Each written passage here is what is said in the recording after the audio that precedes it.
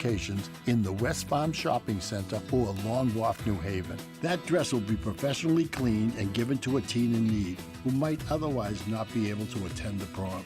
Your closet will be cleaner, your heart will be fuller, and I thank you. I'm Ultima Morgan. Morgan & Morgan isn't just an injury firm. It's our family's life work. It's my husband, it's my sons, it's me. When we take a case, we see a family just like ours.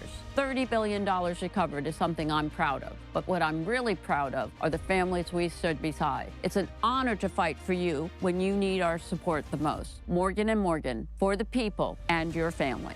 Irby Fisher. No representation is made that the quality of legal services to be performed is greater than the quality of legal services performed by other lawyers.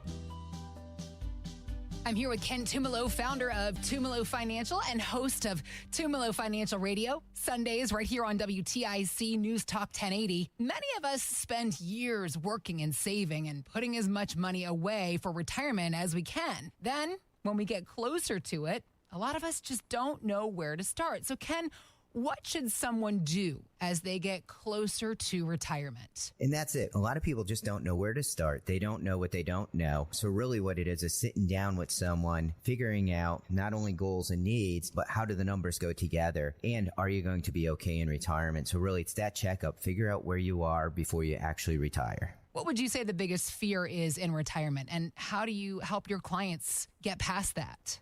Running out of money. Someone could save $100,000 for retirement, or they could save $10 million for retirement, but they'll both come in with that one same common issue. I'm afraid to run out of money. What should I be doing? What kind of impact can the Tumalo Financial Retirement Checkup have? It makes people comfortable in retirement. For example, I've had people say to me, hey, I want to buy a second house in retirement, but I'm scared to do it because I'll run out of money. When we're doing that checkup, we can prove out whether or not it's okay to buy that house so they're comfortable doing it. Since we're going over this, I want to offer help for our listeners today. For the next 5 callers, my team and I are going to sit down with you personally for a complimentary Tumalo Financial Retirement Checkup. We'll talk about your goals and put together a retirement plan that works for you. Call us at 860-854-3434 or find us online at tfcheckup.com. At Tumalo Financial, they've got one job, and that's to help you get retirement ready. Again, the number 860-854-3434. Investment advisory services offered through Tumalo Wealth Management, a registered investment advisor. Insurance services offered through Tumalo Financial, licensed in Connecticut.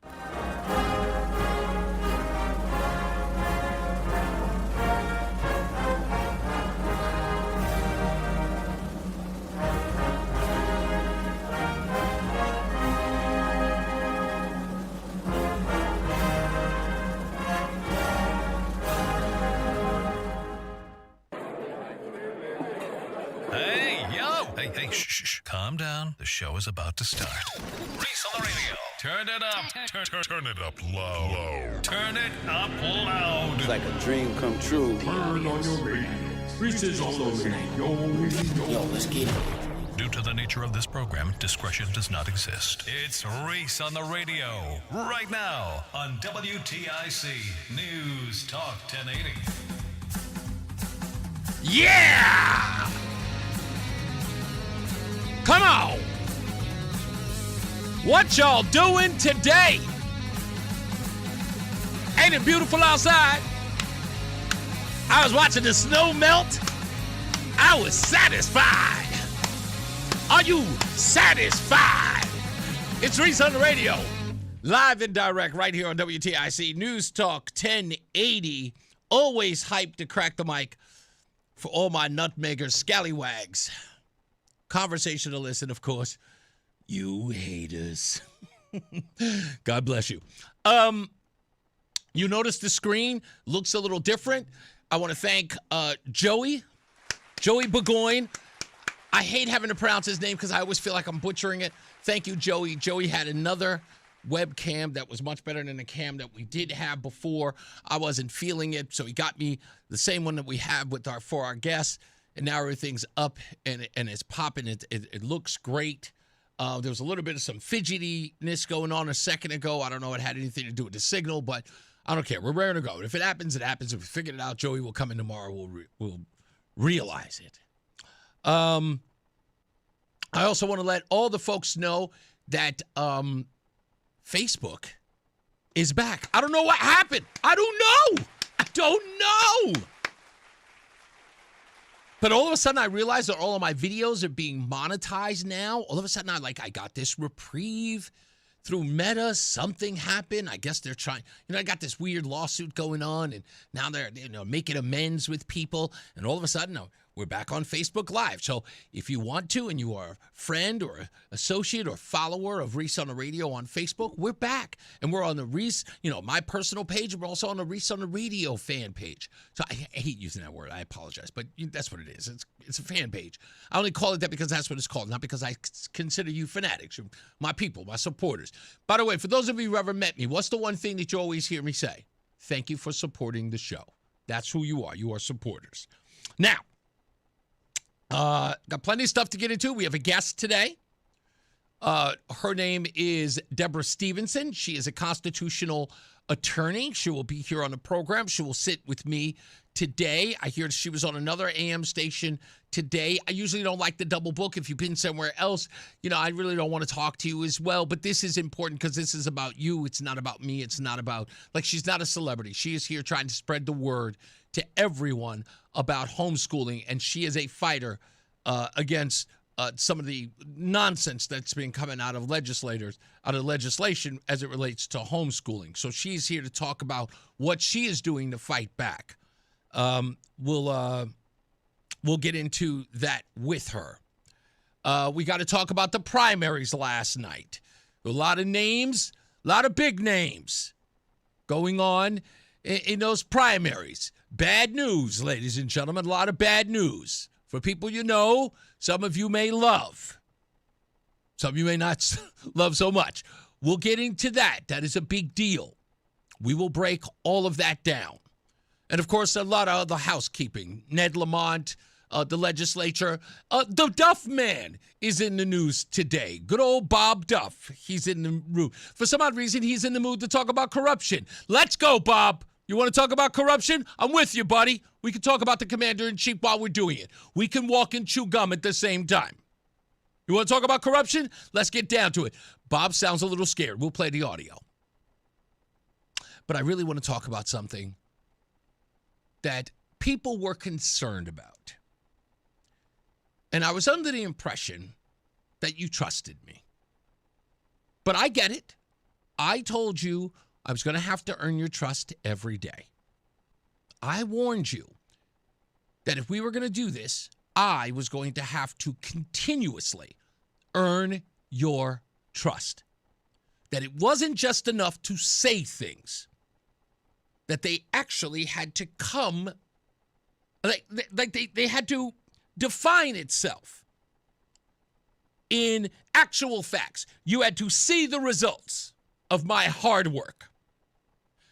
I can say this thing, and then the next day it happens, and sometimes that's just not enough. Yes, Reese, you can be 10 for 10, but tomorrow you can be 10 for 11, and then you've got to start from scratch, and I get it.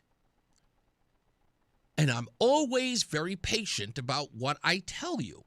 I don't just jump in like a lot of these other folks who always got to get into the fray. Hey, what's your opinion on this? And then people just form their opinions on the fly. And they go, I think this, that, and the third. And then when they're wrong, no one addresses it again. I try not to do that. In fact, it has been rare, if not ever, that you have contacted me on this show and said to me, hey, Reese, you were wrong about that. You want to know why? Because unlike the others, when I address it first. I start the program with it. I'll go, I got that one wrong. That's on me. That's on me. And I say to myself, you know what? Got to earn their trust again. It doesn't matter. In this game, you can be, 7 out of 10, right? Even baseball statistics are never that good, right? In baseball, you can have a 300 average and be a Hall of Famer. Derek Jeter. I'm not saying, I'm not trying to bat those averages. I want more. So, folks, when I told you that the activist class as it pertains to the civil rightsers. I told you it was dead. A lot of you are often triggered by some of the stuff that these folks say, but remember, there's a reason why they say those things. I want you to think of the civil rights activists of today like you would a scorned lover. Ladies, don't get mad, but a scorned female lover. Ladies, if you're not like this, please, don't take it personal. As we always say on the show, if it don't apply, let it fly. But a lot of you girls know what I'm talking about. Women, I'm sorry, not girls. Women, you know what I'm talking about. When a girl gets into a fight or a woman gets into a fight with a guy and she's losing the argument or the debate, two things happen. She gets very emotional, maybe cries when she's losing. When accountability comes up, she may resist, but it usually comes up like, you don't understand me. And it's the exercise sort of behavior. And then when she's angry, when you say something that might be truthful, then she gets vindictive. She'll say horrible things like, that's why your father doesn't love you. That's why you dropped out of college. She'll say things to be hurtful. Right? That's the objective is, I can't win, so let me damage him. It's like getting a nice little knifing in. They go below the belt. It's what they do. And the reason why is that they want a reaction from you. So when you saw a lot of these civil rightsers, I'm not going to say any names, Evilise, when they were online talking about all of this rabble-rousing they were going to do, Evilise, they were out there saying, and we going to do this, and we going to do that, and this is going to happen here, and that's going to happen there, and they won't know what hit them. And then,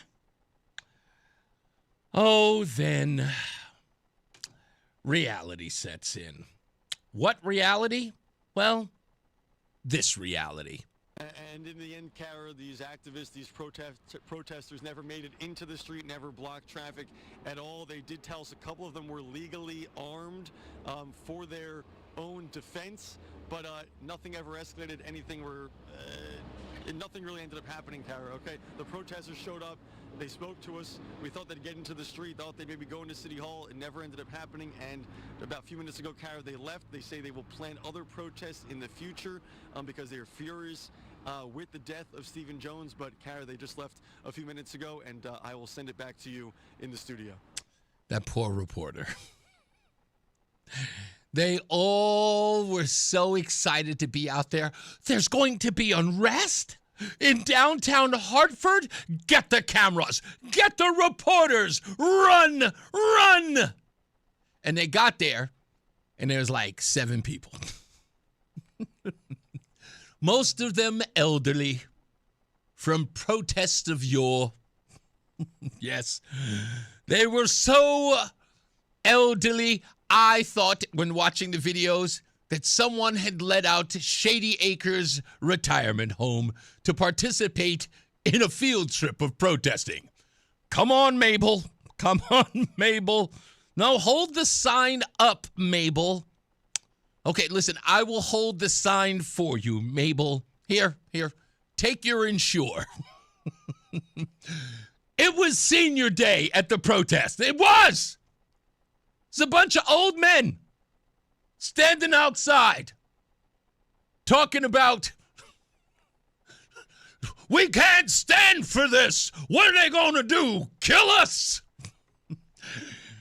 I'm like, listen, Grandpa, you got 15 minutes, okay? Seriously. Stop. Just live your life. You get long. Get back. Can you get back on the bus? We've got to go. We got to go today. Yes, that's what we're going. Yeah, it's bingo night. It's bingo. Hey, we know you're crazy about that. Come on. Shuffleboard too. This is pathetic. And it should be. It should be. You ask yourself this weird question. Wait a minute, Reese. This used to be the thing that we feared most. The police shoot somebody and these people scream through the streets. They run around and they burn down buildings and they clog up traffic. What happened? Listen to me. Did you ever see that movie called I'm Gonna Get You, Sucker? And Clarence Williams III says, they got government jobs. The brothers walked in with guns, and they came out with jobs. The brothers weren't mad anymore. Yes, Whitey is something else. Well, Whitey is something else, ladies and gentlemen.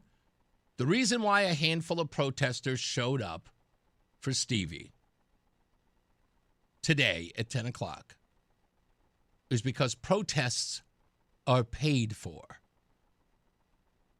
And if you ain't paying for protesters, you're not going to get a protester. You see, the story's out. The story is out. The Buffetts, Tides, Soros, the Koch brothers, all of them, whoever it is. The story's out. These guys have got hundreds of millions to disperse. And now it's an industry. The real, authentic outrage will get you 7, maybe 8 folks out on the street. But in order to get the big stuff, you've got to come out with the cold, hard cash.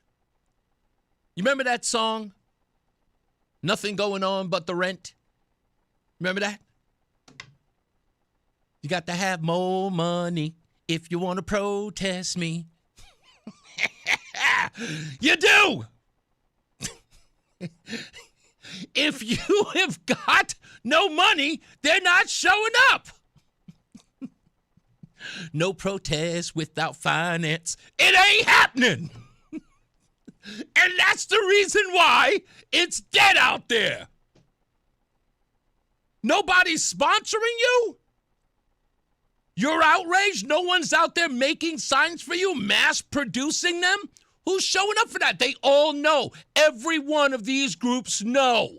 I don't care who they are. They all know. What am I going to give my time up, man? They're paying for our time now. How much you paying, Black Lives Matter? And you ever ask yourself, why isn't Black Lives Matter 860 or any one of these other organizations? Why don't they have the funding to pay for protesters? I'll give you a hint. $90 million. Did we all forget? They gave $90 million to Black Lives Matter. What did they do with it? They squandered it, and they got busted squandering it. No one's giving them money anymore. Yes, they're a dead broke civil rights organization. I'm sorry, but it's true. They're the Kmart of protesting. Seriously, they're bankrupt. So when you hear all this nonsense, the reason why you're seeing the inflammatory rhetoric is obvious, folks. There's an obvious reason for the inflammatory rhetoric. We're going to do this. We're going to shut down that. The objective is to shout because the results are weak. No one cares. What else do you have? You have nothing but a jilted lover whose relationship has ended. And instead of just taking the L, going home, and taking care of their families, they're online screaming and hollering and making empty threats. And when the day comes, when all the cameras have bought in, which they do, which shows exactly what kind of suckers they are, they're going out, they're going to be standing in the street. We better get out there. And you saw that reporter. That reporter looked like someone dragged him out of bed for this. It was like, what the hell are we doing here? Why are we here? Why do we keep coming here? Now, it's okay. Don't get me wrong. They're still going to come. They are lapdogs for this nonsense. They love it. Racial strife? Absolutely. It moves the newsroom. I mean, it's the lifeblood of the newsroom. But they'll keep getting disappointed. But back to my earlier point at the beginning of this monologue. I told you the civil rights movement in Connecticut is dead. And I killed it. It's over. You don't have to worry about it anymore. Because when it counted, they said nothing. And that was J. Allen Jones. When it mattered, they did nothing. So now, every time they walk out there, it will be 4, 5, maybe 9. And they'll just go home with their tail between their legs, failed. And all I can say is, you're welcome. We'll be back. It's Reese on the Radio. Hi, Eric Hogarth with Money Wisdom. Tune in this week, and as we discuss practical strategies to grow your portfolio, we also have a few updates on the market. Tune in on Money Wisdom, TIC News Talk 1080. Have bad teeth that need to be replaced? Don't like removable dentures? Worry no more. Come on down to Columbia Implant Center in Manchester any day of the week and ask for the all-on-4 procedure. Call us at 860-643-1898. There's a lot happening in Washington and in your local neighborhood. Follow WTIC News Talk 1080 on the Odyssey app to keep up with the latest. Time now for today's Spotlight on Money, sponsored by Wesley Financial. A little extra expense could prevent a great big headache if your college student runs into trouble during a spring break trip out of the country. Travel vlogger Mark Wolter says you should buy that overseas cell phone and data plan to avoid international roaming fees on emergency calls. The problem is at 1 o'clock in the morning, those internet cafes, those places with free Wi-Fi are not open, and therefore they do not have an option of getting on there. I'm Rob Hart. My name is Whitney Allen, and I'm a widow. My husband, Ryan, died. We never thought we'd ever have to use life insurance, but the unexpected happened. With Ethos, signing up was fast and 100% online. You can get a quote in seconds, apply in minutes, and get same-day coverage. No medical exams, and you can get up to $3 million worth of coverage. I'm grateful we were prepared. Get your free quote at ethos.com/radio. That's ethos.com/radio. Paid spokesperson. Time spent on application may vary. Online health questions required. Wesley Financial Group is not a law firm, and Chuck McDowell, definitely not an attorney. This is Chuck. Do you feel stupid for buying a timeshare? Don't. It's not your fault. You were most likely told you could rent it, and it was a great financial investment. And the deal was available today only. If this happened to you, contact your resort or Wesley Financial Group for help today. Call Wesley now for your free exit information kit. 800-939-1441. 800-939-1441. My name is Whitney Allen, and I'm a widow. My husband, Ryan, died. We never thought we'd ever have to use life insurance, but the unexpected happened. With Ethos, signing up was fast and 100% online. You can get a quote in seconds, apply in minutes, and get same-day coverage. No medical exams, and you can get up to $3 million worth of coverage. I'm grateful we were prepared. Get your free quote at ethos.com/radio. That's ethos.com/radio. Paid spokesperson. Time spent on application may vary. Online health questions required. And now, a WTIC news update.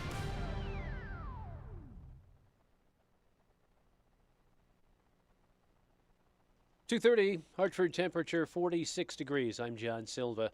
WTIC 1080 News. We've got sunshine out there. Temps in the mid and upper 40s. We'll keep the temperatures where they are for the balance of the afternoon. Bob Cox is in with the forecast details coming up. The U.S. submarine, a sunken Iranian warship in the Indian Ocean, comes as Washington and Israel intensify the bombardment of Iran's security forces and other symbols of power. As the war expands yet again, Tehran has warned of the destruction of the Middle East's military and economic infrastructure.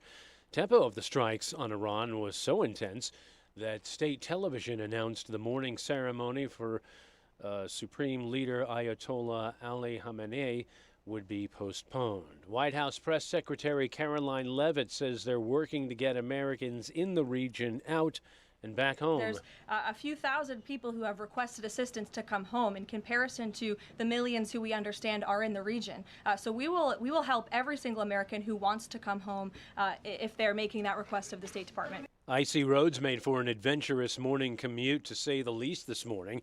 There were a slew of crashes, at least a half dozen on interstates across Connecticut. No serious injuries were reported, and we may have to deal with another round of wintry precipitation Thursday night into Friday morning. Bob Cox has the details coming up. Minnesota Governor Tim Walz testifying before a House Oversight Committee. He remained defiant concerning an investigation into fraud in his state.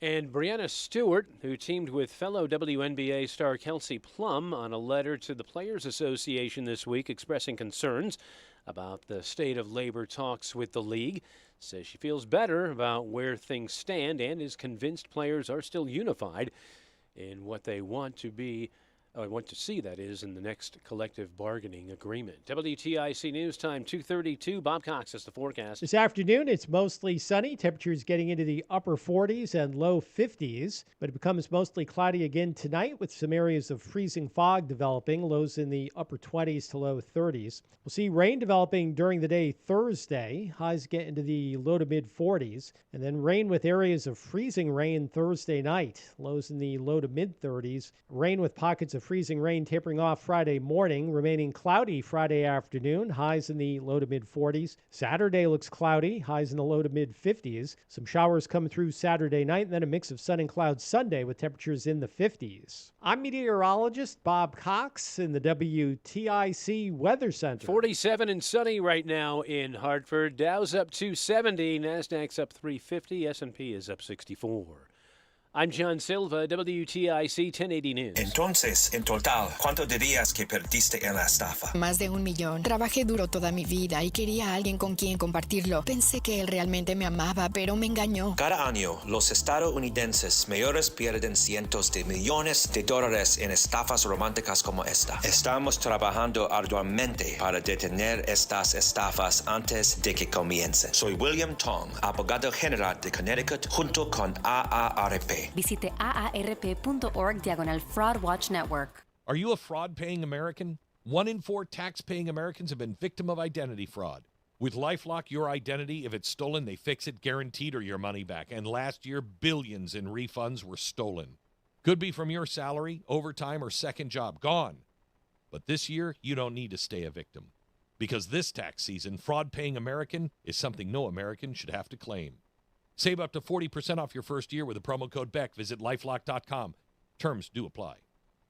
There's no championship league for small business owners. But if there was, you'd be at the top of the standings. Because going pro with Lenovo Pro means you've got the winning formation. One-on-one advice, IT solutions, and customized hardware powered by Intel Core Ultra processors help you stay ahead of the competition. Business goes pro with Lenovo Pro. Sign up for free at Lenovo.com/pro. Lenovo. Just hearing the word IRS can make people break out in a cold sweat. No one wants to deal with the IRS, and now you don't have to. The good news is Legal Tax Defense has been successfully negotiating with the IRS for more than 15 years. It doesn't matter how much you owe, whether it's $5,000 or $5 million. You deserve the best in the business on your side, and that is Legal Tax Defense. Even if you're working with someone else and just want a second opinion, there is no cost or obligation to call. They can prevent levies, liens, wage garnishments, even file back tax returns. And the best news about Legal Tax Defense is they won't take your case unless they know they will reduce or eliminate your tax debt. Call Legal Tax Defense right now for a free no-risk consultation. 800-323-8922. 800-323-8922. You have nothing to lose but everything to gain. 800-323-8922. Is life insurance on your list of New Year's resolutions? Now is the perfect time to add it. A buddy told me that securing life insurance sooner rather than later can help you lock in lower rates for years to come. So I added this to my list this year and got it done. I called SelectQuote and was shocked at how easy and affordable life insurance is. I'm 40 and got a $500,000 policy for $18 a month. My wife's also 40, and her $500,000 policy was only $16 a month. Plus, with SelectQuote's same-day coverage, no medical exam was required, and we were covered by the time we hung up. Checking this off my list felt great, but the peace of mind knowing my family is protected feels even better. Call Select Quote at 1-800-280-5858 for your free quote today. That's 1-800-280-5858. Or go to SelectQuote.com. That's 1-800-280-5858. Details on example rate at SelectQuote.com. Wesley is a truck driver. I drive a truck, and I love what I do. A truck driver with IRS troubles. They told me I owed them $43,000. It got really bad. Quite a few letters in the mail. They were talking about wage garnishment, coming after my house, my car. Yeah, they don't play around. I seriously thought that I was going to lose everything. One sleepless night, Wesley finally made a call to Optima Tax Relief at 2 a.m. Kind of figured I'd get a machine, but I didn't. I actually got to talk to an actual person in the middle of the night. He found just what he was looking for. Oh, they were great people. You need a team of people that know what they're doing. Optima Tax, they know what they're doing. Optima Tax Relief came through with flying colors. I saved an incredible amount of money. Happy don't even come close. I was absolutely overjoyed. Take Wesley's advice. If you're in any kind of trouble with the IRS, call Optima Tax Relief. Don't trust anybody else. Call Optima for a free consultation. Call 800-354-2840. 800-354-2840. 800-354-2840. Optima Tax Relief. Some restrictions apply. For complete details, please visit OptimaTaxRelief.com. Fan of WTIC? Then do us a favor. Download the free Odyssey app and favorite WTIC. Oh, I will admit, man, I saw all of these articles. And this headline, read this headline. This is incredible. Armed brigade to block Hartford intersection Wednesday to protest police violence. That's from the Connecticut Insider. And there is no evidence that the individuals responsible for said protest had that kind of manpower anywhere at any time. It's never the case. And it's the inconsistency of these organizations, which is exactly why no one shows up, even those in the black community. And that's sad. Because I have to look at it and just say, man, you blew it. You blew it. And it's not like you weren't given an opportunity. This show was absolutely open to interviewing every one of those people. NAACP, local in Hartford, and the state chapter ignored it. Now where are they? Absolutely irrelevant. Completely irrelevant. And why are they irrelevant? Well, because they didn't think they had to answer to anyone. The news media kept showing up. This is, again, I don't know if this is like a last straw for them, but I'm going to ask. I'm going to reach out to every one of them, especially WFSB. I'm going to say, hey, listen, Connecticut Insider said that there was going to be bedlam. You guys show up there and you got a handful of folks and they just walked away when they realized no one was showing up. Like, what kind of networking is that? That when you show up, you get there and people are just standing around. You don't know whether or not they're protesting or waiting on the bus. I mean, it's near the bus stop, so it's hard to tell. Hi, are you here for the protest? No, I'm going to work. I have a job. It's kind of embarrassing. And it's supposed to be. When I got the memo, City Hall Adam sent me the memo that it was going on, and I'll read it to you. When he sent it to me, I was saying to myself, as soon as I read it, I went, I should go. And I thought about it. I looked. I just gotten back from the gym. And I was like, yeah, maybe I should run over there and see what it looks like. And then I went, remember the last time you did that? I was like, yeah, that was Saturday. It was like, fool me twice. I said, nah, that's all right. I walked in here. I saw the video. And I went, wow, what? Here's where it gets crazy. A particular news network, I don't want to put them on blast, but one news network said, and I quote, only a few dozen showed up. That's just like what TNH said about Saturday, right? Yeah, it said only a few dozen showed up. And then I started to ask around. I went, whoa, what was the actual number? Somebody was like, 8.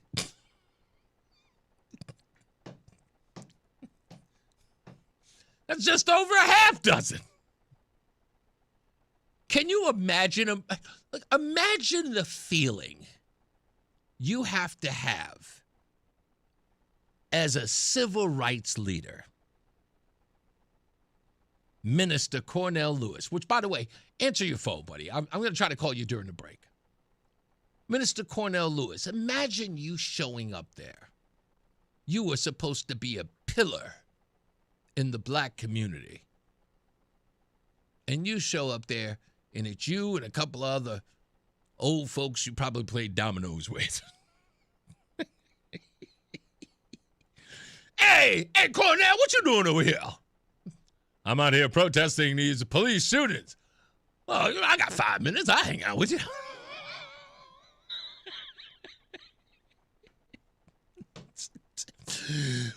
Where's the rest of you people?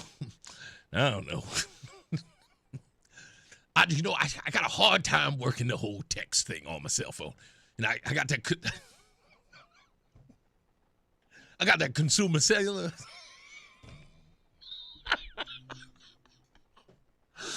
I can't seem to figure it out. They're not. I got the friends and family plan. I don't know how to get that. Is this it? How do I do the conference thing? I didn't press send. I can't. I'm sorry I'm clowning.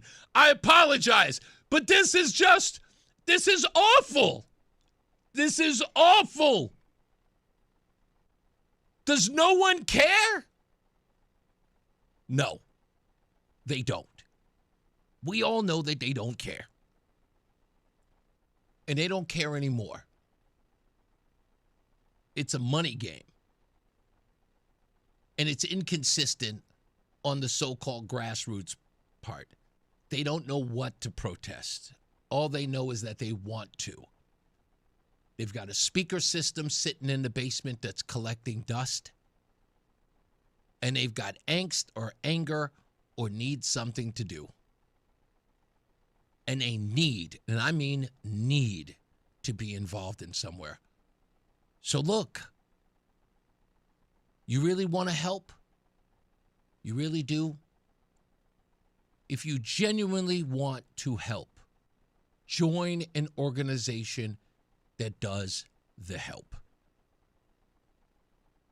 May I suggest one? Our good friends at the Salvation Army. And look, it's got the word army in its name. Don't you guys like that? You're an army. Oh, and you're an army for good. Salvation Army doesn't care about any of your distinctions. In fact, the Salvation Army, although a Christian organization, they don't care whether or not you're part of the LGBTQ, pro-trans. They are there to help. They see you all as God's children. You want to really make a difference instead of blocking traffic, which failed miserably, but instead of threatening to block traffic, how about you help people get jobs? How about you use some of your activism skills to help others achieve more? I mean, if you really think about it, all of this today and Saturday, it's barely an exercise. I mean, by every measure, these are failures. They're annoyances. They garner you no goodwill. People aren't in any way, interested in helping you or being a part of your movement, especially when you say inflammatory things online. You make these sort of veiled threats to the average citizen who has nothing to do with the shooting of Stevie or Mr. Walker. When you start making these proclamations towards the individuals who just want to live their lives and raise their children and live in safe communities,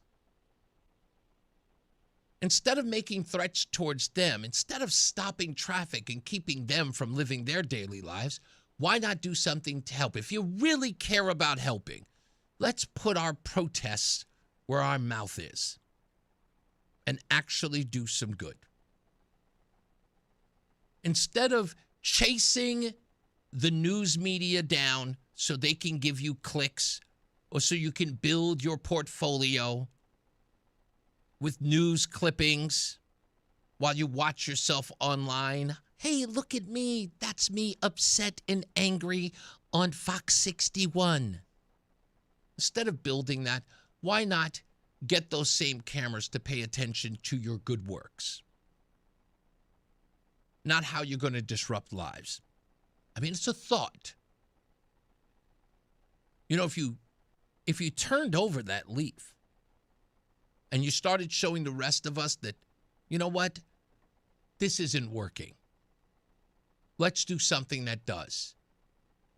And you start promoting that and putting it on Facebook and Instagram or wherever it is you used to get your clicks.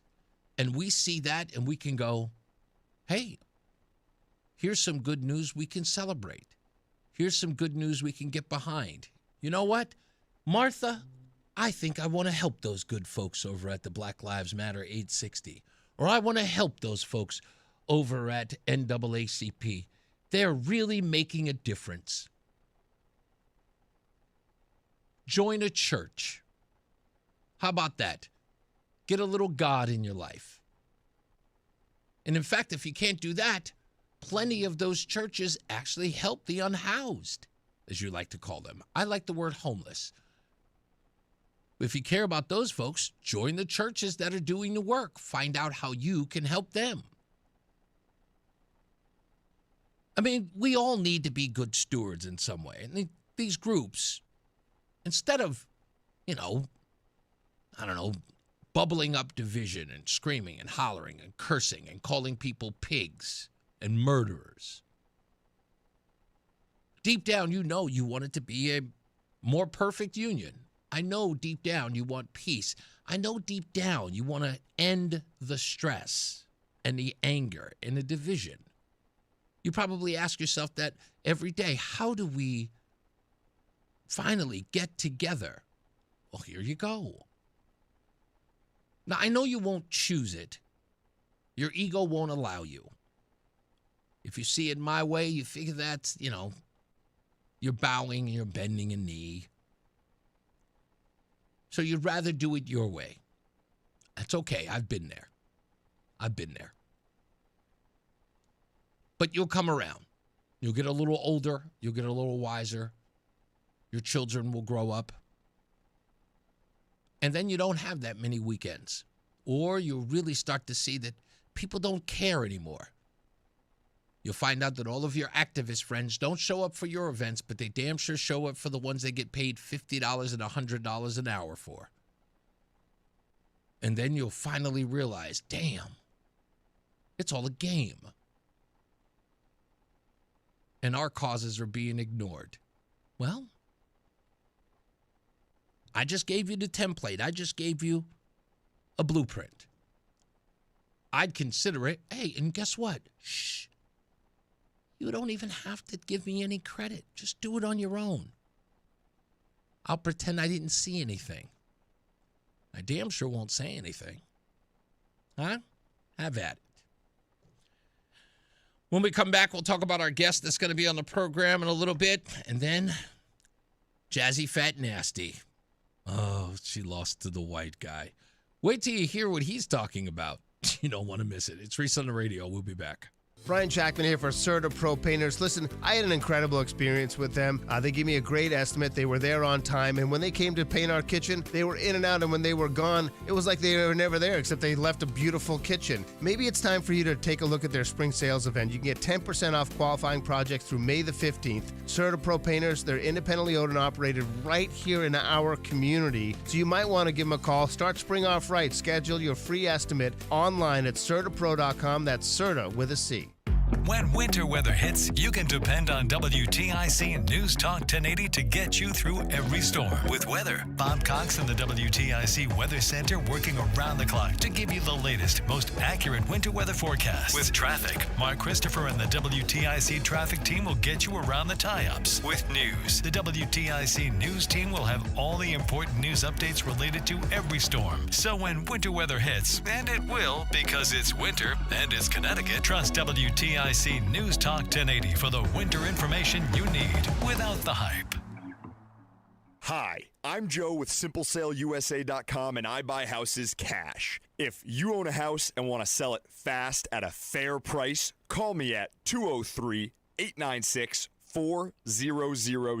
I can pay cash and close in as little as 7 days. I buy houses in any condition, any price range, and more importantly, anywhere in Connecticut. I'm a private real estate investor who buys several houses a month, and I want to buy more. I buy inherited houses, divorce houses, behind in payment houses. I even buy my tenant won't pay me the rent houses. Do you own a house that is trash and needs thousands of dollars in repairs? Great, because I love buying junk houses. I buy vacant houses, abandoned houses, condemned houses, and even foreclosure houses. If you own a house and want to sell it fast, call me at 203-896-4000. That's 203-896-4000. 203-896-4000. We all hear the radio ads about the IRS. They tell you to be afraid, to be scared, and they try to frighten you into calling. I'm not here to do that. Tax Relief Advocates is different. TRA is here to tell you that if you owe money to the IRS, whether it's $5,000, $50,000, or $500,000, we have a solution. It doesn't matter if you're sitting in your car, at work, or with your kids. No matter where you are, call now. 800-575-9834.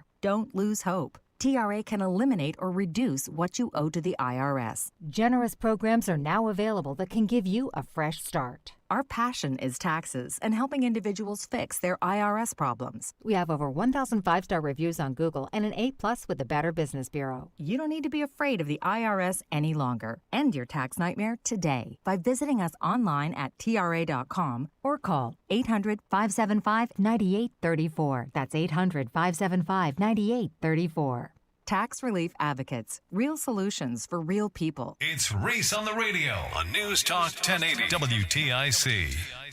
I've got a statement. I'm going to read it later on in the program. I'll wait until roughly about 3:30 when I get it. There's a statement from the Hartford Police Union that just got sent my way. I will print it out so that I can read it to you in its entirety, along with a bunch of other stuff that revolves around Stevie Jones. That's his full name, Stephen Jones, who succumbed to his injuries after being shot 9 times. Also, later on in the program, I'm going to lay out not just what the IG said, but also as police protocol says whether or not it was excessive. I know there's a lot of people who were saying to me, not to mention any names, that people were saying that, 9 times, like 9 times. I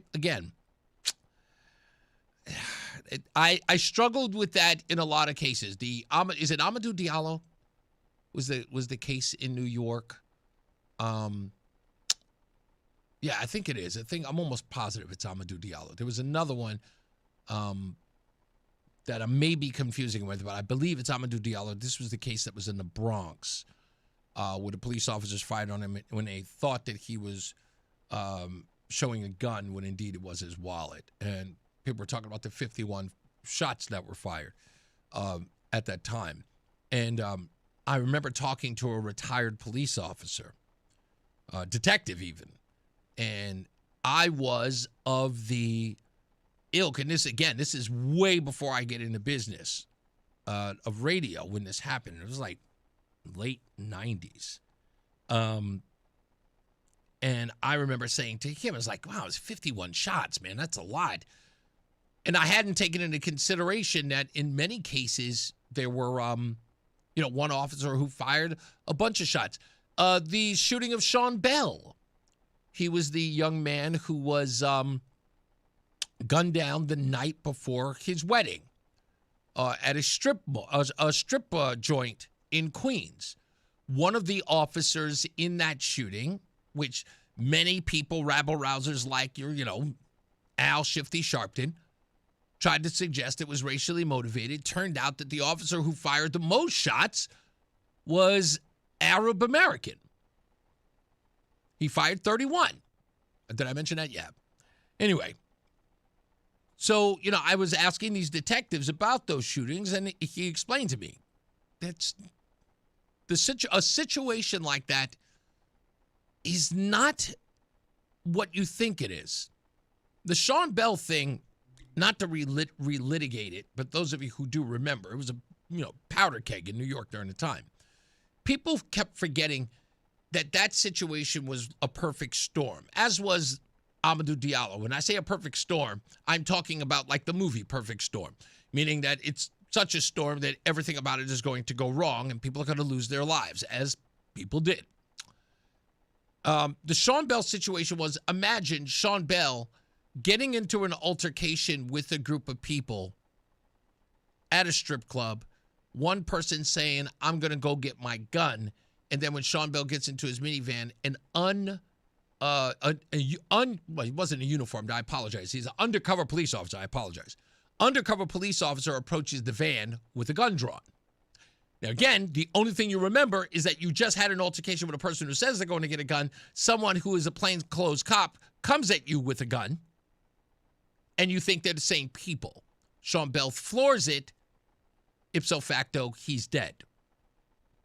Now, people forget that part of the story. That's how it happened.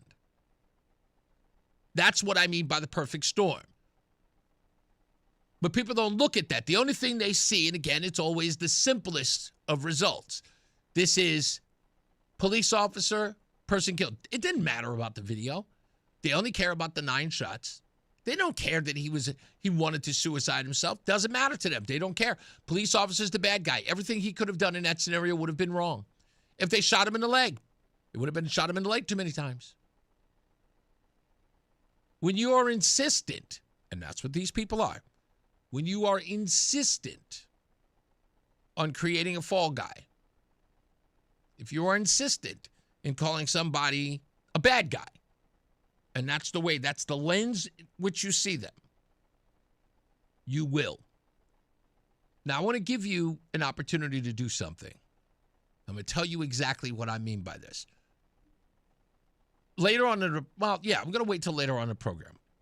I posted something on my Facebook page. If you want to go and see it now, you can, but I want to tease it a little bit. You have no idea what derangement is. There are people today who are so deranged in their apathy, acrimony, whatever it may be, anger towards a person, they are willing to harm themselves to get the result they want. I'll even mention this. In fact, I'll ask one of my favorite liberal friends, what are you willing to sacrifice to end the biggest problem of the world? If you think rich people are greedy, what are you willing to do to yourself? Would you give your right arm for billionaires to share their wealth? All of them. Would you harm yourself to do that so you could share the wealth? Believe it or not, there are a lot of people out there who would. We'll talk about it in a minute. Stand by. More news, more views. Top of the hour news coming up with John Silva. When we return, it's Reese on the Radio. This is WTIC News Talk 1080 with Brian and Company in the morning, Reese on the Radio in the afternoon, and news around the clock. WTIC and WTIC FM HD2 Hartford and Odyssey Station. 3 o'clock, Hartford temperature, 47 degrees. I'm John Silva, WTIC 1080 News. We will keep the sunshine, mostly sunny for this Wednesday afternoon. Temps could hit the low 50s before we settle back. All the forecast details coming up. Far cry from what it was around here this morning. Freezing rain and wintry precipitation made for treacherous conditions on highways and secondary roads. Number of crashes closed area highways until the sun could come out and do its thing. DOT truck was involved in a crash on Interstate 84 in Southington. It was a multi-vehicle crash that caused a closure on 91 South in Hartford. Other closures or crashes due to the weather, including Hartford, East Hartford, New Haven, Southbury, and Bridgeport, and there were no reports of any serious injuries. The latest on the Iran war, correspondent Jennifer Kuiper. The White House says the U.S. expects to have full control over Iranian airspace within hours. And Press Secretary Caroline Leavitt also says to get Americans out of the Middle East. The administration is already rapidly chartering flights free of charge and booking commercial options, which we expect to become increasingly available as time goes on. House Democrats want to vote on a war powers resolution today that would limit President Trump's authority to strike Iran. House Speaker Mike Johnson. Congress has a constitutional right to exercise its oversight authority, and we will. But we also have a duty and obligation not to undercut our own national security. In Norwalk, police are investigating after they say the body of a male was found in the water earlier today, just after 9. Officers were dispatched to the scene, 50 Water Street. Patrol and Marine units responded. The adult male was determined to have been deceased at the time he was located. There's no word yet on who the person is or a cause of death. Anyone with any information should contact Norwalk PD. Lawmakers are hearing from students who say flat education funding from the state has led to packed classrooms and poor outcomes in school. Danbury High School senior Susanna Borowski is among those testifying in support of a bill that would increase the state's education cost-sharing grant for the first time since 2013. Class sizes could be reduced so each student gets the attention they deserve. Programs that support students with learning disabilities or differences could expand, ensuring that each student has a fair chance to reach their full potential. This isn't a luxury, it's an obligation. Our classrooms cannot wait another year. Our teachers cannot wait another year. Bridgeport student says the public military academy there hasn't had a science teacher in 4 years. The bill would gradually raise state funding from the current $11,500 per student to $15,500 in 2030, then index the grant level to economic indicators after that. Democrats are behind the Senate bill. Republicans say they back more education funding, but the state needs to cut property taxes at the same level.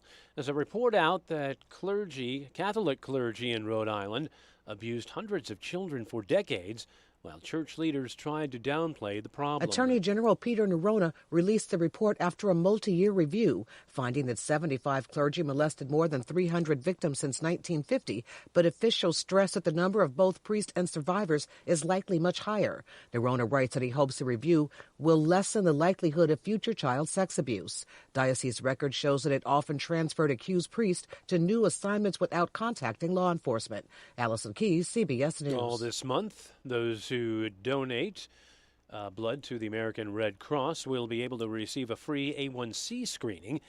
At the Red Cross in Farmington, spokeswoman Jasmine Frangel explains the importance of knowing one's AC reading. The American Red Cross data has revealed that 1 in 5 blood donors have elevated A1C levels, which is a sign that prediabetes and diabetes are prevalent among adults who are in generally good health. Donors are eligible for a free screening through March. In addition, they can receive a $15 Amazon gift card via email.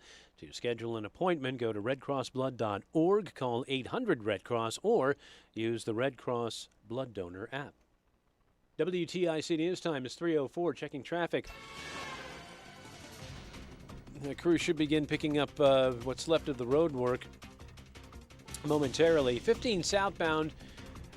We've got down in Milford, we've got backups between 42A and 37. They've had a multi-vehicle crash down there in the right lane. Also looking at leftover construction in Windsor, 291 on the westbound side, area of exit 1D and 1B. That repair work is in the right lane. And in Berlin, Route 9 northbound side between 31 and 32. Right lane will be out there for another 25 or so.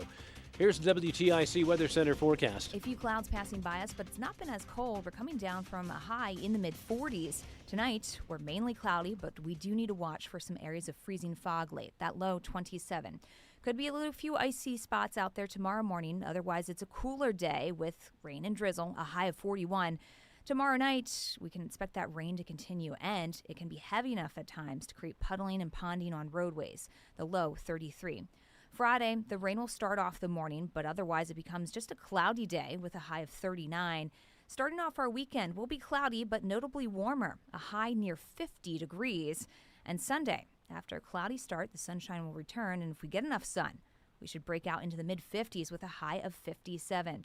Heading into Monday, it will warm up even further for us with a high back into the 60s under mostly sunny skies, very nice weather. And Tuesday will continue the warm trend. This is meteorologist Melissa Constanzer in the WTIC Weather Center. All right, the Dow's up 313 points, the Nasdaq's ahead 344, and the S&P is up 66 points.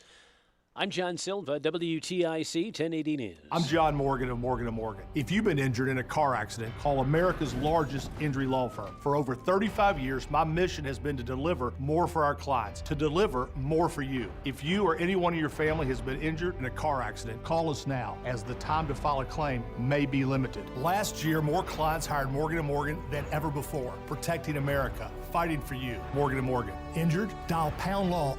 Nicholas Russo, 157 Church Street, New Haven, 06510. I can't get the signal. Okay, seriously. Now there's absolutely no excuse not to listen to WTIC News Talk 1080. You can literally hear us anywhere when you listen on your smartphone. And now you can hear us on the Odyssey app, the iHeartRadio app, and the TuneIn app. So pick your favorite and search and follow WTIC News Talk 1080 in the app. Then listen wherever you are. It's really that easy. So no more, I can't get the signal. We've made it easy. WTIC News Talk 1080 on the Odyssey, iHeartRadio, and TuneIn apps. Men, we all know how important sex is in a relationship, both for you and for your partner. But erectile dysfunction ruins sex, which can often have serious impacts on your relationship as well. This is Dale for Northeast Men's Health. And if ED is a problem in your life, you understand the impact it has on you and the one you love. But I'm here to tell you that ED is a treatable condition, and almost without exception, you can have really good sex again. At Northeast Men's Health, we're experts in treating ED. We've treated tens of thousands of men with protocols that are effective in well over 90% of cases. Which means if you're like most guys, good sex will be the norm. You could even last up to an hour or more and bring a level of intimacy for you and your partner that might just astound you both. It's time to have really good sex again. So call us. Just $99 gets you blood work, a medical consult, and if medically advised, a test dose. And if that test dose doesn't work in the office, your visit is free. Call 800-930-5956 or visit northeastmenshealth.com. We have 6 offices across the Northeast to serve you. Northeast Men's Health, a Promenic restorative health practice. Reese on the radio, making sense of the news. Yeah, even when it makes no sense at all. Now on WTIC News Talk 1080. I'll read Ruddy's statement later. Also, just so you know, we do have a guest today. Her name is Deborah G. Stevenson. She runs the Deborah G. Stevenson Law Firm. She is also a part of the National Home Education Legal Defense, which is known as NHELD, N-H-E-L-D, LLC. She, on her website, which I believe is DG Stevenson Law, DGStevensonLaw.com.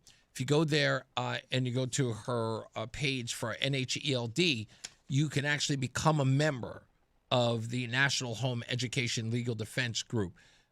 They fight for the rights of parents who wish to homeschool their children. And she was spoke at a meeting yesterday. I presume it's the same meeting my pastor Todd went to. But I'll find out what it was. And I heard there was a bunch of shenanigans that went on about that. But we'll have her here. We'll talk about what she's doing and the inroads that she has made, because she is a national organization. She's fighting for families all across the country. So we'll get all of that. She'll be here at 4 o'clock, a little less than an hour from now, to talk to her. So there were some primaries yesterday. And a lot of people were celebrating the end of 2 particular campaigns. And that was one of Dan Crenshaw and, of course, the other of Jasmine Crockett. Now, the Crenshaw thing I saw a mile away. He really lost a lot of his momentum as a MAGA guy because he saw fit to, and I think the Saturday Night Live thing did him in. There is a lure that happens. I don't know what it is. It happened to Mitt Romney. It's happened to a lot of others. Once the leftists or the mainstream media accepts you as one of theirs, you get that buzz and you kind of feel like you have to capitulate to them in some way so you can stay in their good graces because you get a lot of good press. And you get a lot of good press in prestigious places. You know, hey, that's a nice little write-up about me in the Washington Post. Hey, I'm in the New York Times. Truth is, no one should care about those things. I don't care about them. If you care about them, fine. You know, just understand that it is usually empty calories.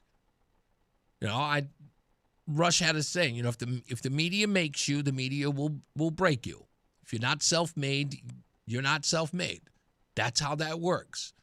And the media will turn on you, especially if you dupe them for making you, right? If the media puts all of their weight and their prestige behind you, the minute that you let them down, they have to destroy you to retain their own credibility. That's how it works. So you start feeding into that monster, making sure that you're in all the publications. Somebody is, you know, grabbing your hand and going, yep, we got to do this interview. You're going to be on time. Yay. And you don't have any integrity. And the minute that you get some and you start turning against their agenda, they will destroy you. Oh, you didn't use us to, you used us to promote our agenda. You're thinking for yourself? Pff, the end of you. Look at Nicki Minaj. I know a lot of you folks don't even know her or her music, but I mean, listen to the things that they're saying about that young lady. It's unheard of.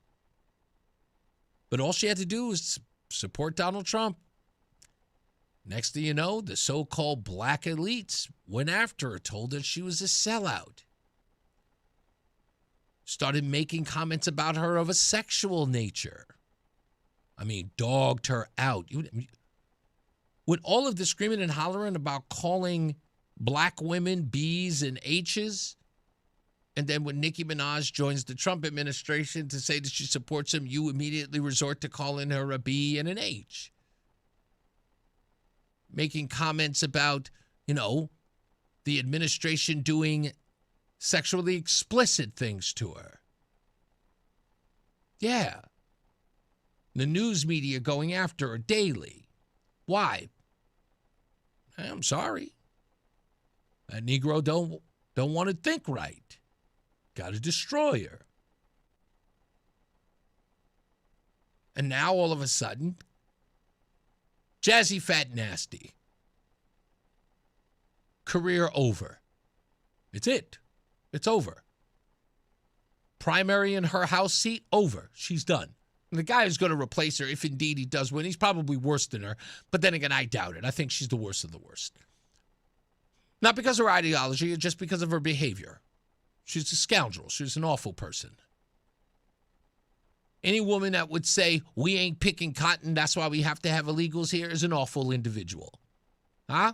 And the fact that nobody even called her on it, the fact that no one in her community said to her, that's disrespectful, and she went on to say it several other times, I'm not trying to hear that nonsense. The fact that most of these people, these so-called black revolutionaries, the civil rightsers, we stand up for our people, didn't blink an eye voting for the white guy. It was like watching millions of Barack Obamas. You know, remember the lecture about Kamala Harris to the brothers? How you not going to be supporting a woman who been where you are, one of your own, been to your schools, made chitlins. That's essentially what he said. Only to then turn around and then support Abigail Spanberger while she's running up against an African-American woman, a West Indian woman of all that.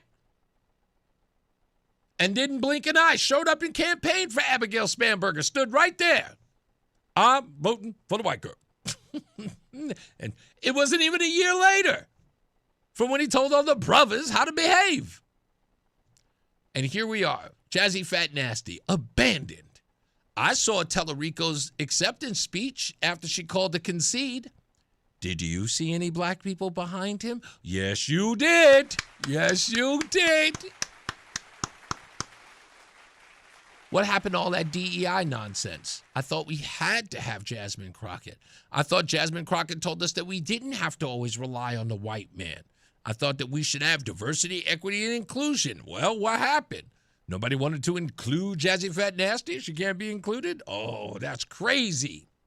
But here's the part that makes me laugh. I got to tell you the part that makes me laugh. You know what these bozos told me? They told me that they needed a guy who could win in against Jazzy Fat Nasty and against the Republicans. This is who they sought to beat the Republican. James Tellerico. Our southern border should be like our front porch. There should be a giant welcome mat out front. What? You think you're going to win with that? That's what lost you the general. Do you understand that? The whole border czar thing? The reason why you didn't pick Jazzy Fat Nasty is because you needed to win? You think this is a winning argument? Our southern border should be like our front porch. There should be a giant welcome mat out front. Yeah, let them all in. 67% of Americans say get them all out. Tellerico, in Texas, welcome mat. Put it on the southern border. Bring them all in. Bring them all in. That's not even worse. What else did you lose on? Try this on for size.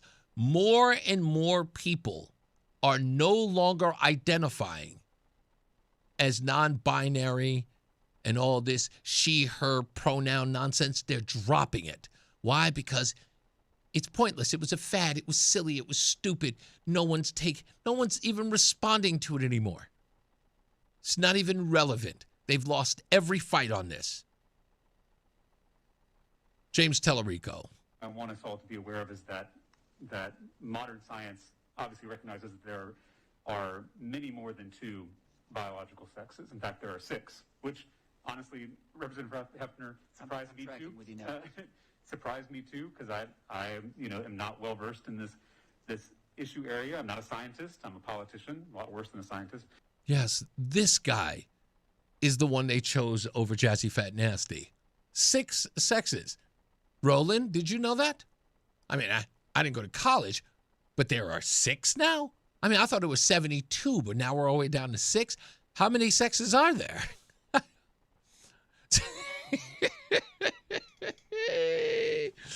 Keep running these bozos. Yes, James Tellerico. Listen, he just said it. I want us all to be aware of is that modern science obviously recognizes that there are many more than 2 biological sexes. In fact, there are 6, which honestly, Representative Hefner surprised me too. Surprised me too, because he said it surprised me too. There are 6 sexes. I thought it was only 3. It's confusing. Science is it's an ever-moving, changing thing. No, I thought it was 3. What? Yeah, male, man, woman, and what? Non-binary? No, male, woman, and then they had, what do they call it? Hermaphrodite? Oh, no. That's even in the hermaphrodites, it's still male and female. Oh, really? Male and female blended. Yes, it's still male and female. But it's not one or the other. Yeah, well, it is one and the other. Yeah. But see, it's one and the other with so one. That's like, isn't that different? That's a different category? Technically. I mean, with all due respect, it's still putting the two, like, it's not 2 sexes becoming the 3rd sex, so to speak. Gotcha, you know what I mean? Gotcha. So it's only 2, but so apparently he's saying there's 6 of them. Because science tells him so. And don't forget, he's not a scientist. He's just a politician, which in then sort of like it means that this guy just listens to the people who tell him that it's 6. So like, yes, we are scientists and there are 6. And then he goes, oh, well, you have a lab coat on. You must be telling the truth. This is the guy they picked over Jazzy Fat Nasty. That's who they picked. That's their guy. Yikes. Yeah, exactly. I don't want to be afraid of this guy. But they should be. Thank you, Roland. I appreciate you, buddy. I just wanted to know if you heard that. You got a kid in school, so I was just wondering. if she had come home and says, Dad, there's 6 sexes now. I'll say, sit right here, daughter. Let me tell you the truth. You know what? Homeschooling may be in your future. Since we're on the subject. That's exactly right. Homeschooling may be on the docket, my friend. Yeah, but that's where we are, folks. That's where we are. This guy is who they chose over Jasmine Crockett. And they said to us, quote unquote, we need someone who can win. In Texas, that's who they chose. This guy makes Beto O'Rourke look like what's his name? Look like Cruz. This is laughable. He said some other crazy stuff that I didn't even bother to get into because I didn't want to make a whole deal out of him. But that's this guy. That's exactly who this guy is. Democrats have not learned their lesson. They have no intention of learning their lesson. And they're going to keep doling out the same stuff that got them the loss in the first place. They really think that the progressives are, sitting, under a rock waiting for this candidate. But if they really think this guy's going to win a Senate seat in Texas with that kind of rhetoric, they've got another thing coming. But then again, I don't expect these people to be smart. I don't expect them to be smart at all. So, it's just the way it is. Anyway, as I said, we have Deborah Stevenson, and she is of the Deborah G. Stevenson Law Firm. She'll be joining us. She also runs the National Home Education Legal Defense, which is an organization helping families who wish to homeschool their children. She's going to be here to talk about that and her campaign to fight all of these crazy things that are related to homeschooling. Parents, by the way, if you wish to, those of you who wish to, parents who are who homeschool their children, because it turns out there are plenty of them here in the state. If you indeed wish to share your story or at least to opine about what they want to do to homeschooling parents, give me a call at 860-522-9842. 860-522-9842. I want to hear from you, and if you are interested in joining the fight with Deborah Stevenson, I will get you the information to get to her website and to join her cause. I think that this is going to be an easily won fight. And I don't think they're going to really stand a chance against parents. The DCF thing, I'm surprised DCF hasn't come forward and said, hell, I'm not taking any more cases. And I know that no one there in the organization is going to speak up. I mean, that's just not who they are. I don't even think they can. They're probably going to be really, really quiet about it. But I expect there's going to be some pushback. Of course, I know that there are some public hearings that are going on about that. Also, I heard there's a public hearing coming up on 5044, House Bill 5044. I want to talk to Kate about that. I'm actually going to talk to her later on today, if not tomorrow, about that and what her efforts. She says that the petition that she has all of you signing is now up to 15,000 and looking to reach 20,000. Please go to Kate Prokop's page. In fact, during the break, I'm going to post it on my Facebook page and my X page to get you the direct link so you can go there. If you haven't signed, get someone to sign it. Share it with that family member or friend and get them to sign. This is very important stuff. We do know, I had Josh Elliott on yesterday. He says he doesn't know much about it, but I'm going to call him and find out if he's looking into it. By the way, I don't want to put him out there. I should, because we said it off the air. Let me just say, I can't do it. I can't do it. It's wrong because I never asked him permission, so I don't want to throw him under the bus. But all I can say is thank you, Josh, for the info.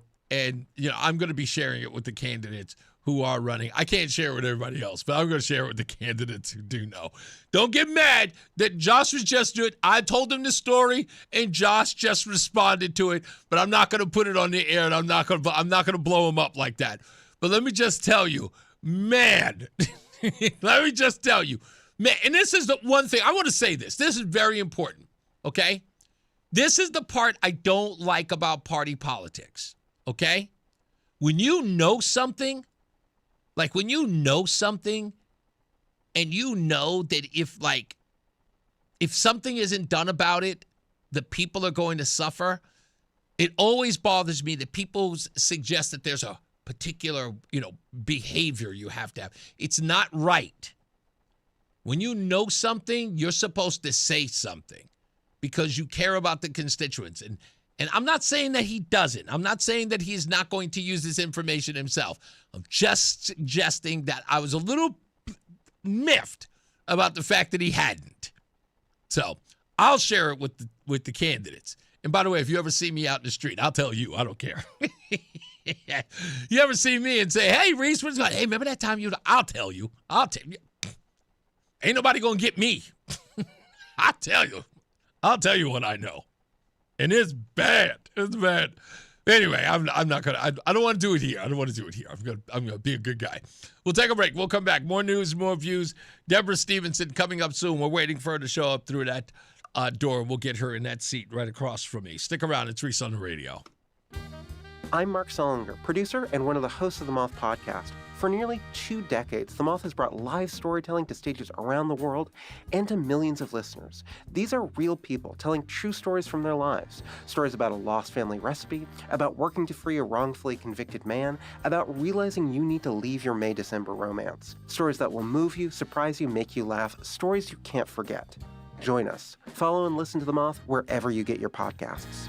Brian Shackman here for CertaPro Painters. I don't know about you, but a fresh coat of paint makes me feel good. That's why you might want to get in touch with the folks at CertaPro Painters. And now is a good time. Ask about their spring sales event. That's 10% off qualifying projects through May the 15th. And they can do inside, they can do outside. They did our kitchen. Man, they were timely, they were clean, and they were so respectful to everybody in our family. CertaPro Painters, by the way, independently owned and operated right here in our community. So schedule your free estimate online at CertaPro.com. Again, that's Certa with a C. Texting enrolls you in a recurring automated marketing text messages. Consent not required to purchase. Message and data rates may apply. The team's looking good this season. I think so. Man, I miss playing football. Ever since I turned 40, I just can't find that fire I used to have. Think it could be lower testosterone? What do you mean? I was feeling the same way. After 40, the body has less testosterone, and men lose their edge. That's why I take Nugenix Total T2. That's the testosterone booster, right? Yes, but Total T2 is their brand new formula that skyrockets nitric oxide levels in as little as 3 hours. Since I started taking it, I've been lifting like when we played for Coach Carter. My energy is way up, and it even spiced up things between me and the missus. Are they still giving out complimentary bottles? Yep, just send a text. Text RULE to 215215 for your complimentary bottle of Nugenix Total T2, the next generation testosterone booster. Text now and we'll include a bottle of Nugenix Thermo X, our newest, most powerful fat burner ever, absolutely free. Text RULE to 215215. That's RULE to 215215. These statements have not been evaluated by the FDA. This product is not intended to diagnose, treat, cure, or prevent any disease. Making sense of it all and having fun. That's how we would sum up our show, Markley, Van Camp, and Robbins.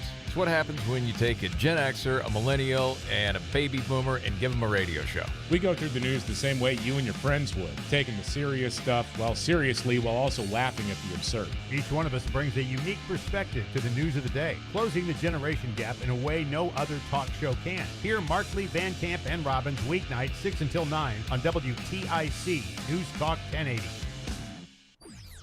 And now, a WTIC news update. 3:30, good afternoon. I'm John Silva, WTIC 1080 News. At a briefing this afternoon, White House Press Secretary Caroline Leavitt said President Trump thinks the U.S. public supports the war with Iran. This is a rogue terrorist regime that has been threatening the United States, our allies, and our people for 47 years. And the American people are smart enough to know that. And they've also been smart enough to listen to the president himself, not just over the past year in this second term, but during his first term as president. Senate set to vote on a war powers resolution that the president would have to clear any future military operations in Iran with lawmakers beforehand. but it's seen as a largely symbolic move that is destined to fail. Icy mix made for a mess on the roads this morning. Freezing rain and wintry precipitation caused a number of crashes and road closures. There were no reports of any serious injuries. One crash did involve a DOT truck in Southington on Interstate 84. We could do it all over again tomorrow night into Friday, as we'll hear in the forecast coming up. Small group of protesters turned out in Hartford to denounce recent police shootings. 2 men have died in the last 2 weeks. Their families say both were experiencing mental health crises at the time. State Inspector General is investigating both incidents. A carpenters union protesting the complex, the company that is, that owns the beleaguered concierge apartment complex in Rocky Hill. The North Atlantic States Regional Council of Carpenters is ticked off at the company for what it says were violations of rules in bringing in contractors to fix the myriad problems that led to condemnation of some buildings, forcing some residents to leave. Advocates testifying at the state capitol today, they're lobbying for more education funding. They're calling for an increase in the education cost-sharing formula, they say, hasn't been touched since 2013. The FDA is reviewing a request for new warnings on antidepressant drugs. That's presenting a conflict of interest at the agency. The researcher asking for the warning is a close friend of the FDA's top drug official. WTIC News time is 3:32. Here's the forecast. The rest of the day will keep some of the clouds passing through, coming down from a high in the mid-40s. Tonight will be mainly cloudy, and we will have the chance for some freezing fog late, a low of 27. Watch out for that freezing fog tomorrow morning, but otherwise tomorrow is a cooler day with rain and drizzle continuing, a high of 41. And we go into Friday, there'll be some periods of rain in the morning. Otherwise, it's a cloudy day, a high of 39. This is meteorologist Melissa Constanzer in the WTIC Weather Center. 49, bright sunshine right now in Hartford. For these stories and more, go to WTIC.com. I'm John Silva, WTIC 1080 News. Hair Volume from New Nordic will make your hair look thick and healthy. Available as a tablet or delicious gummy. Hair Volume is available online at Amazon and at newnordicusa.com or in the hair care aisle at your local CVS. Time now for today's Spotlight on Tech, sponsored by LensSeek. Meta may be adding a smartwatch to its device offerings. The information reports that the Facebook and Instagram parent is developing a watch that's codenamed Malibu 2 and will include a built-in Meta AI assistant and have health tracking features. Meta previously shelved its smartwatch plans 5 years ago, but is now expected to take on Apple with its new device later this year. I'm Jason Brooks. If you own a small business, the pressure never lets up. Something's always coming at you. That's why business owners turn to LensSeek for funding. I don't need promises. I need options. LensSeek's AI platform showed me real funding choices. Now I can cover payroll, handle taxes, and go after growth opportunities without the daily stress. Up to $5 million with funding in as fast as 24 hours. No upfront costs. No prepayment penalties. Start ready, stay ready. LensSeek.com. LENDSEEK.com. Hi, this is Eric Hogarth, Certified Financial Planner from Money Wisdom. Want to learn ways to minimize taxes in retirement, protect your money against inflation and healthcare expenses, and develop a personalized income plan? Call 1-800-208-SAFE to get your free guide to maximizing retirement book. That's 800-208-7233 to get your free book today. Johnson Brunetti is a marketing name for the businesses of JB Capital and JN Financial. Investment advisory services offered through JB Capital, LLC. Insurance products offered through JN Financial, LLC. Pressure doesn't crush champions. It creates them. On the court, UConn's AZ Fudd, Caroline Ducharme, Morgan Shelley, and Sarah Williams rise to the moment with skill, preparation, and teamwork. At BPS Lawyers, we meet pressure the same way, with confidence, discipline, and results. Champions win together, on the court and in the courtroom. One full-service firm, all your legal needs, always. BPS Lawyers, your lawyers for life. Visit bpslawyers.com. Put those shovels away because spring is finally upon us. Hi, Dave Berger from Modern Plumbing Supply. Everyone knows that spring is the time for rebirth, renewal, and new beginnings. So what better way to welcome in spring than to give your old bathroom and kitchen a fresh start, a new beginning? Visit Modern Plumbing Showroom today on the Berlin Turnpike in Berlin. See the latest trends, colors, and styles, and spring into a rebirth for your kitchen and bath. Great design with you in mind. Modern Plumbing Supply. My name is is Whitney Allen, and I'm a widow. My husband, Ryan, died. We never thought we'd ever have to use life insurance, but the unexpected happened. With Ethos, signing up was fast and 100% online. You can get a quote in seconds, apply in minutes, and get same-day coverage. No medical exams, and you can get up to $3 million worth of coverage. I'm grateful we were prepared. Get your free quote at ethos.com/term. That's ethos.com/term. Paid spokesperson. Time spent on application may vary. Online health questions required. Confidence is knowing you're ready to handle whatever comes your way. That's what it feels like to take on your workday with Cintas. They make sure your AEDs are up to date, your fire extinguishers are tested and inspected, your floor mats are cleaned and delivered, and your workwear looks good, feels good, and is freshly laundered with the Cintas Apparel Plus program. So are you ready to take on today? Visit Cintas.com and get ready for the workday. At Uline, they know firsthand the road to success is an uphill climb. Uline started in the family basement, and through hard work is now North America's most trusted shipping and industrial supplier. They get what it means to have the support of reliable, hard-working partners. So they keep 41,000 items ready to ship. Whether your company is still in a basement office or expanding cross-country, Uline will be there on your road to success. Visit uline.com. Veterans and active duty service members, when your call to service ends, your mission doesn't have to. Go from GI to IT in just a few months at My Computer Career. Prepare for a high-demand career in cybersecurity, protecting people, systems, and institutions from real cyber threats. Cyber warriors are needed now. Will you answer the call? Go to mycomputercareer.edu/CWP to learn more. That's mycomputercareer.edu/CWP, an elite CompTIA certification partner. VA education benefits are available to those who qualify. Listen to WTIC News Talk 1080 on the free Odyssey app.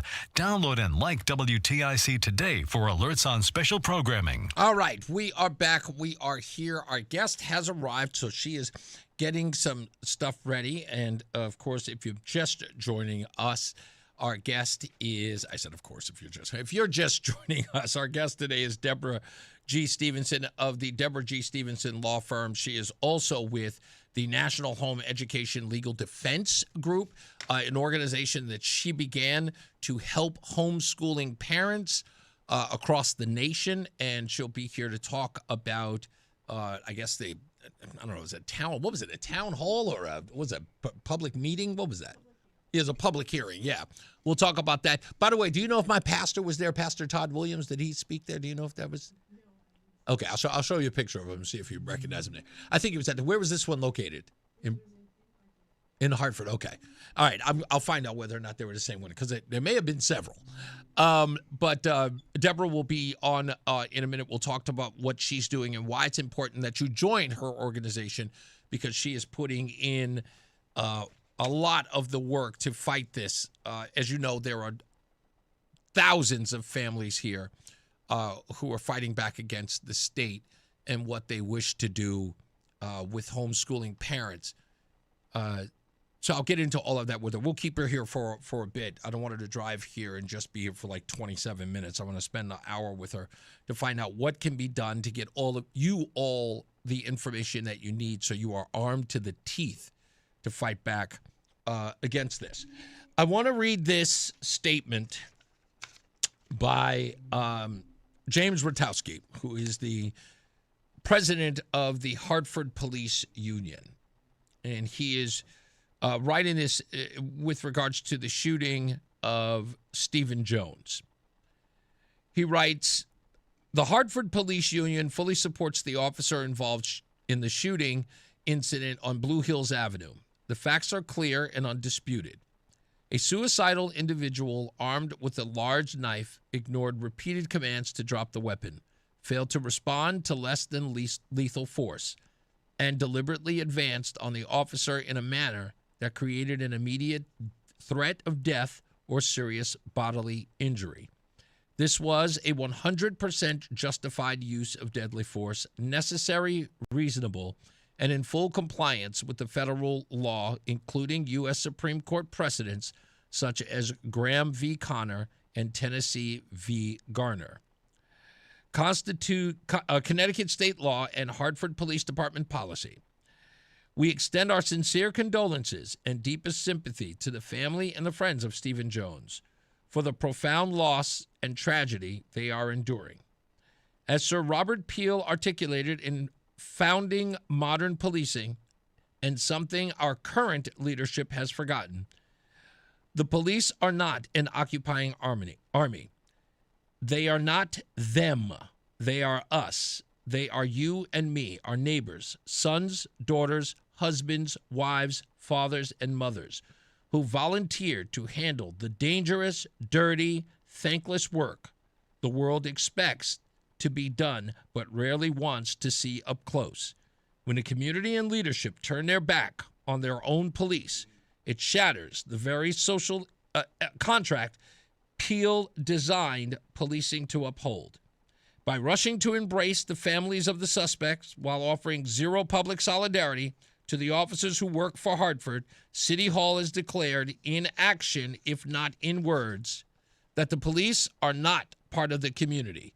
They are outsiders, disposable tools to be used when convenient and thrown under the bus when politically inconvenient. That is the exact opposite of the police. The police are the public, and the public are the police. City Hall sent the wrong message. We ask for patience as the state investigation proceeds, respect for the officer who acted to survive a life-threatening encounter. Officers should not be society's default mental health responders. We ask for renewed commitment from our legislators to remove police from being the vanguard of what should be a mental health professional response, to provide better tools and support so these tragedies can be prevented in the future. Now, this is the part that always bothers me about this, and what I've seen lately here in Hartford and in other places, is not understanding as public officials the work that the police department has to do. And it's not like they don't know.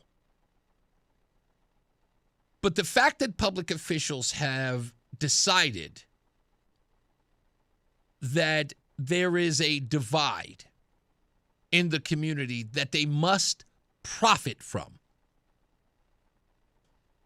that is where the issue is always going to lie.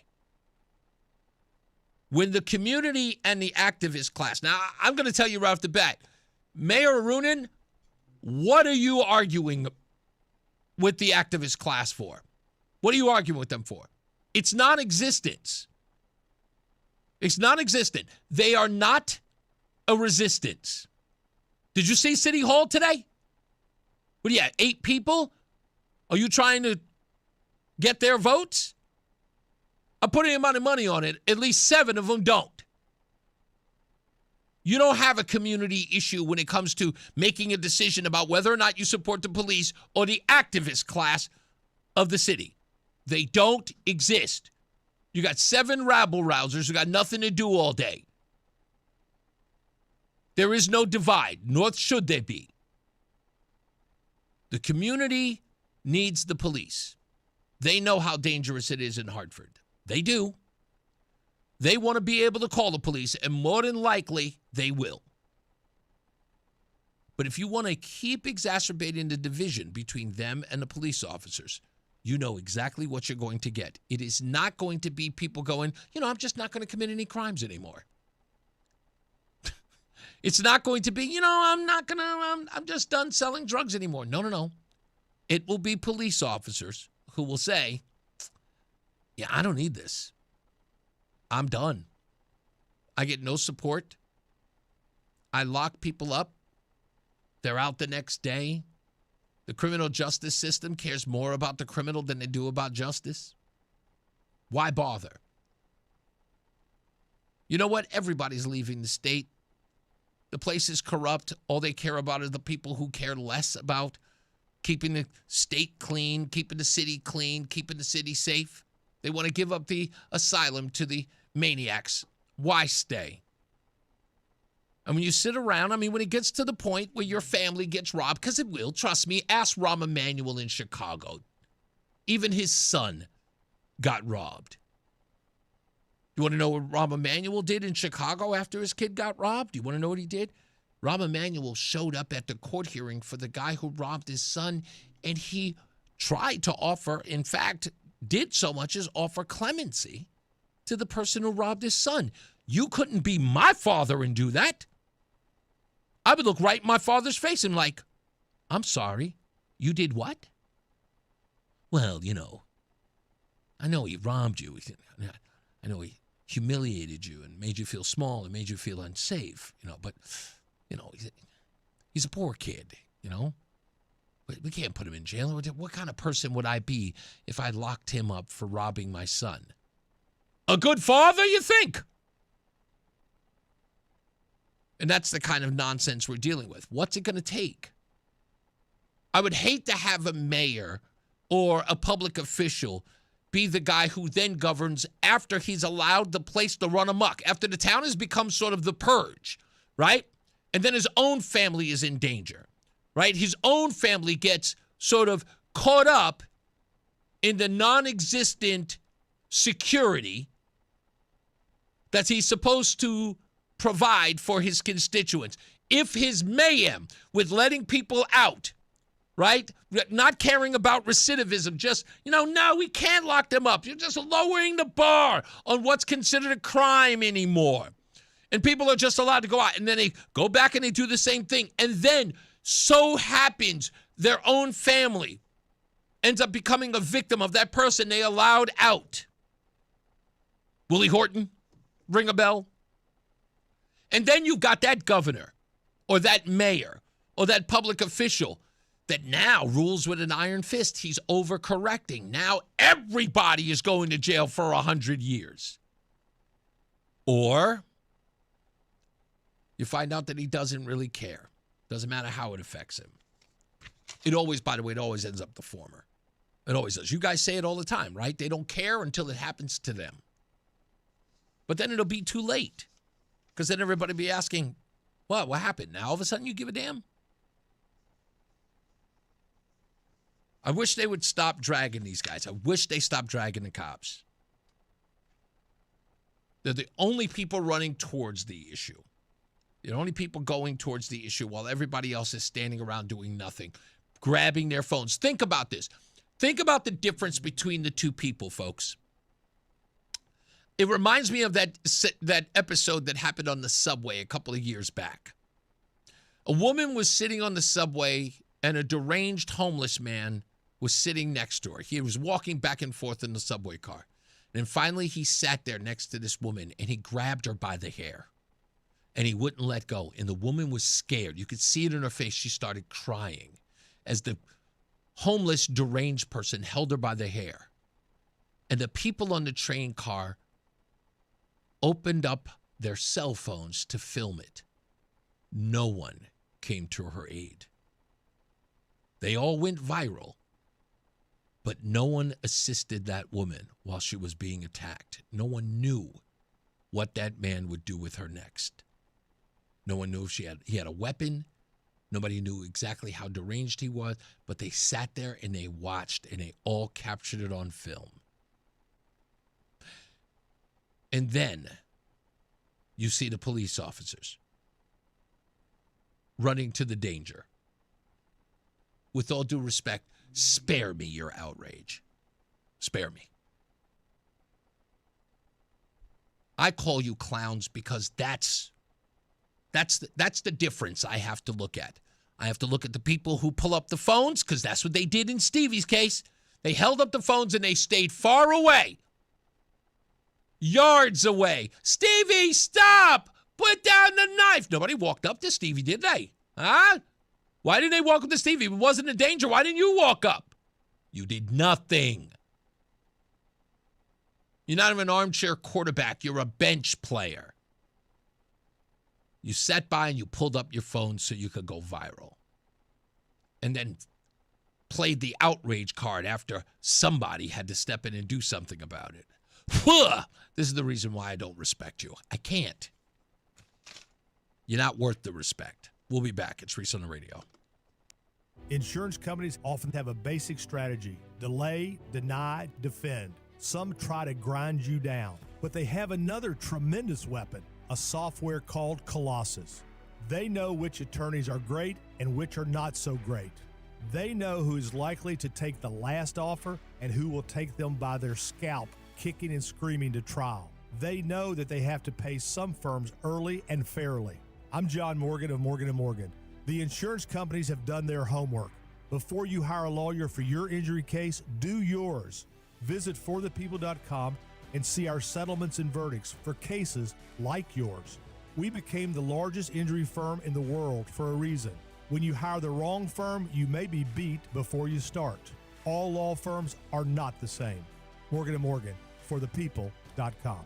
Nicholas Russo, 157 Church Street, New Haven, 06510. When was the last time you watched your home movies? Disasters strike unexpectedly. Every year, American families lose the one thing they'd run back into a burning building for: their family's memories. Hi, I'm Nick. And I'm Adam. We started Legacy Box to help save your family's most important recorded moments so you don't have to worry. Load Legacy Box with your old movies, film reels, and shoeboxes of photos. We work our digitizing magic, converting those memories right to the cloud so they're safe and accessible forever. It's fast, we always send your originals back, and it's done right here in the USA. Over 1 million families have trusted Legacy Box. Better Homes and Garden, Real Simple, and Inc. magazine are all talking about Legacy Box. New York Times columnist David Pogue says, "Have them digitized. I wish I'd done it sooner." Take action. Save your family's memories today with Legacy Box. Go to legacybox.com/value to get an incredible 50% off your Legacy Box. That's legacybox.com/value for 50% off while supplies last. legacybox.com/value. Attention! Have you racked up $10,000 or more in credit card debt? Are you barely getting by making minimum payments? With credit card debt reaching all-time highs, National Debt Relief is notifying consumers about significant debt relief options currently being made available to help those with overwhelming credit card debt. These options may reduce a large portion of credit card debt for those who qualify. You don't need to declare bankruptcy or take out a consolidation loan, and you may only have to pay back a fraction of what you owe, even if you have bad credit. National Debt Relief has already reduced the credit card debt for more than 550,000 consumers, so don't wait. If you owe $10,000, $20,000, or even $100,000 in credit card debt, you can now take advantage of this financial debt relief as the cost of living continues to skyrocket. To check what debt reduction you may qualify for, call 800-747-7676. 800-747-7676. Again, that's 800-747-7676. It's Reese on the Radio on News Talk 1080 WTIC. Yep, we're back. Coming up, Deborah Stevenson, attorney at law, will be here.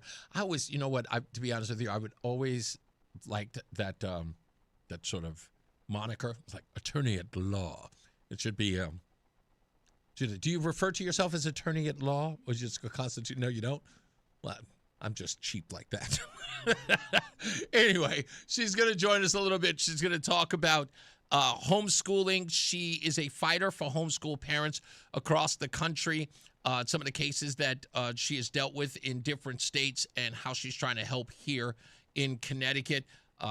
She has wonderful stories about homeschooling in her own home with her own children. Her kids are remarkable by any stretch. As you know, Pastor Todd was here 2 days ago. I think it was here Tuesday. If not Monday, maybe Monday, sorry. And he said that his daughter, Savannah, who's got a beautiful voice, by the way, she has a master's now. She's only 21 and got her bachelor's at 17. His son, who's also got a bachelor's at 17. Again, which is unheard of. Beauty of it is it's like, people think that your kid's got to be an overachiever in order to do it. And I think as Deborah was just saying behind the scenes, is like it's not that difficult to do.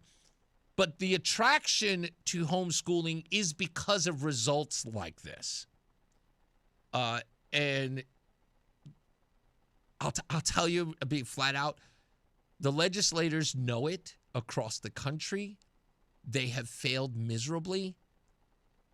And a lot of them thought, I'm going to ask Deborah about this as well. I think that there was something that happened somewhere in the 80s that changed a lot of things in the family dynamic that really, really hurt homeschooling. Because when I was a kid, there was a lot of homeschooling when I was growing up.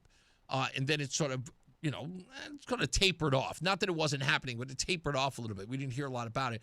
But now it's back on the uptick. And I think there's a certain reason for it. It's not just this curriculum in school or not just the way that schools are, although that plays a huge role. But there's something else that's going on as well, because it shouldn't be. It shouldn't be on the uprise for several reasons. And things like, two-income households, a host of other reasons, but we'll ask Deborah about that when we get her on in a little bit. If you've got a question, you can go to Facebook, which we're there. If you want to find, if you don't know where we are on Facebook and you're listening on the show, go to ReeseOnTheRadio.com. That's ReeseOnTheRadio.com. Click on the Facebook icon or the YouTube or the X icon. If you have a question for Deborah Stevenson, send it to me there, and I will ask her about it. If we get a shot. But I think we will. I think we have an opportunity to answer some questions for those of you who are fighting the legislature to keep homeschooling your children without a DCF file, which, again, I'll ask Deborah about that and how insane that is. Also in the program, the Lamont vetoes. That's something we need to get into today. What did he veto? Why did he veto? Why are the Republicans taking a victory lap on it? Also, Doug McCrory has decided to step down from one group, although he hasn't stepped down from others. Doesn't mean that the writing's on the wall when it comes to Doug McCrory. We'll hash that out, maybe, and we'll give you any more details that we know about these so-called protests that have been happening in and around Connecticut with regards to Stephen Jones, also known as Stevie. Looks like okay. People are wondering about my shirt. My shirt is Reading Rambo. It's LeVar Burton. It's a whole play on words. Ask Rama. Rama got the shirt for me. Let's get our first check of weather and traffic. Mark Christopher. He is in the BPS Lawyers Traffic Center. Hey, Mark. Hey, Reese, thank you very much. Good afternoon to you. Good afternoon, everyone. If you're heading 91 southbound into Hartford, some delays as you move down by exit 36 Park Avenue. Again, you're slowing approaching 33 down to 32 A and B. Westbound side of 84, just a little slowdown as you approach the Bulkley Bridge in East Hartford up to 48 Asylum. 84 eastbound is tight about a half mile before 46 Sisson Avenue into the tunnel. If you are heading into Middletown, 9 northbound slowing Harbor Park up to the Aragoni Bridge. Westbound 84 slows in Cheshire from 26 up to the Mixmaster in Waterbury. If you're traveling on the 84 eastbound, a little slow traffic as you move up on exit 11 in Newtown. 95 South New Haven slows 46 down to 43 in West Haven. Traffic and weather together on the 8 WTIC News Talk 1080. WTIC weather. A few clouds passing by us, but it's not been as cold. We're coming down from a high in the mid-40s. Tonight, we're mainly cloudy, but we do need to watch for some areas of freezing fog late. That low, 27. Could be a few icy spots out there tomorrow morning. Otherwise, it's a cooler day with rain and drizzle, a high of 41. Tomorrow night, we can expect that rain to continue, and it can be heavy enough at times to create puddling and ponding on roadways. The low, 33. Friday, the rain will start off the morning, but otherwise it becomes just a cloudy day with a high of 39. Starting off our weekend, will be cloudy, but notably warmer, a high near 50 degrees. And Sunday, after a cloudy start, the sunshine will return, and if we get enough sun, we should break out into the mid-50s with a high of 57. Heading into Monday, it will warm up even further for us with a high back into the 60s under mostly sunny skies, very nice weather. And Tuesday will continue the warm trend. This is meteorologist Melissa Constanzer in the WTIC Weather Center. This is WTIC News Talk 1080 with Brian and Company in the morning, Reese on the radio in the afternoon, and news around the clock. WTIC and WTIC FM HD2 Hartford and Odyssey Station. It's 4 o'clock in the afternoon. I'm John Silva, WTIC 1080 News. Sunny skies, temperature of 48 degrees in Hartford. At a public hearing, state lawmakers heard from students how flat funding has hurt public schools across the state. Zahad Hekau of Bridgeport Military Academy says his school hasn't had a science teacher in 4 years. This is what underfunding looks like in real life. It's not just members on a budget sheet. It is missing opportunities. It is lost knowledge. It is students being asked to do more with less while others are given everything they need to succeed. Other students spoke of overcrowded classrooms and layoffs of teachers and guidance counselors. They're backing a state Senate bill that would increase the Connecticut Education Cost-Sharing Grant for the first time in 13 years. The plan would raise state funding annually from the current $11,500 per student to $15,500 in 2030, then index the grant level to economic indicators beyond that.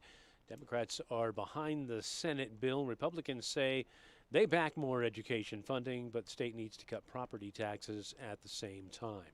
A small group of protesters turned out in Hartford today, one day after a man shot by city police died. Stephen Jones was shot as he came toward officers while holding a large knife last Friday on Blue Hills Avenue. He was the second person shot to death by Capital City Police in a week. Both men, their families say, were experiencing mental health crises at the time they were shot. City activist Cornell Lewis. If they want to come and take us away, then that's fine. We're going to tell them that we're going to make a statement when they come. You shot Stephen, kill us, because we're not going anywhere. That's what they're going to have to do. Audio from WFSB. The State Office of Inspector General is investigating both shooting incidents. Icy conditions on highways and roads made for a dangerous commute across Connecticut this morning. Freezing rain and wintry precipitation that fell Tuesday led to a slew of crashes. One included a DOT truck on Interstate 84 in Southington. Crashes were also reported in Hartford, East Hartford, New Haven, and Southbury. No reports of any serious injuries. U.S. officials say the military is increasing the pressure on Iran. Correspondent Ellie Watson reports the campaign has weakened Tehran. Iran's ballistic missile shots are down 86%, with a 23% decrease in just the last 24 hours. And one-way attack drones down 73% from opening days. But they're still kind of firing these projectiles indiscriminately, which is why the State Department is urging Americans to leave 14 countries days after the conflict started. Senate headed toward a vote on a war powers resolution demanding congressional approval before future attacks. That's likely to fail. A group of Democratic congressional veterans, including Massachusetts Democrat Seth Moulton, denounced the hostilities. This isn't a war for America. This is Trump's war for Trump.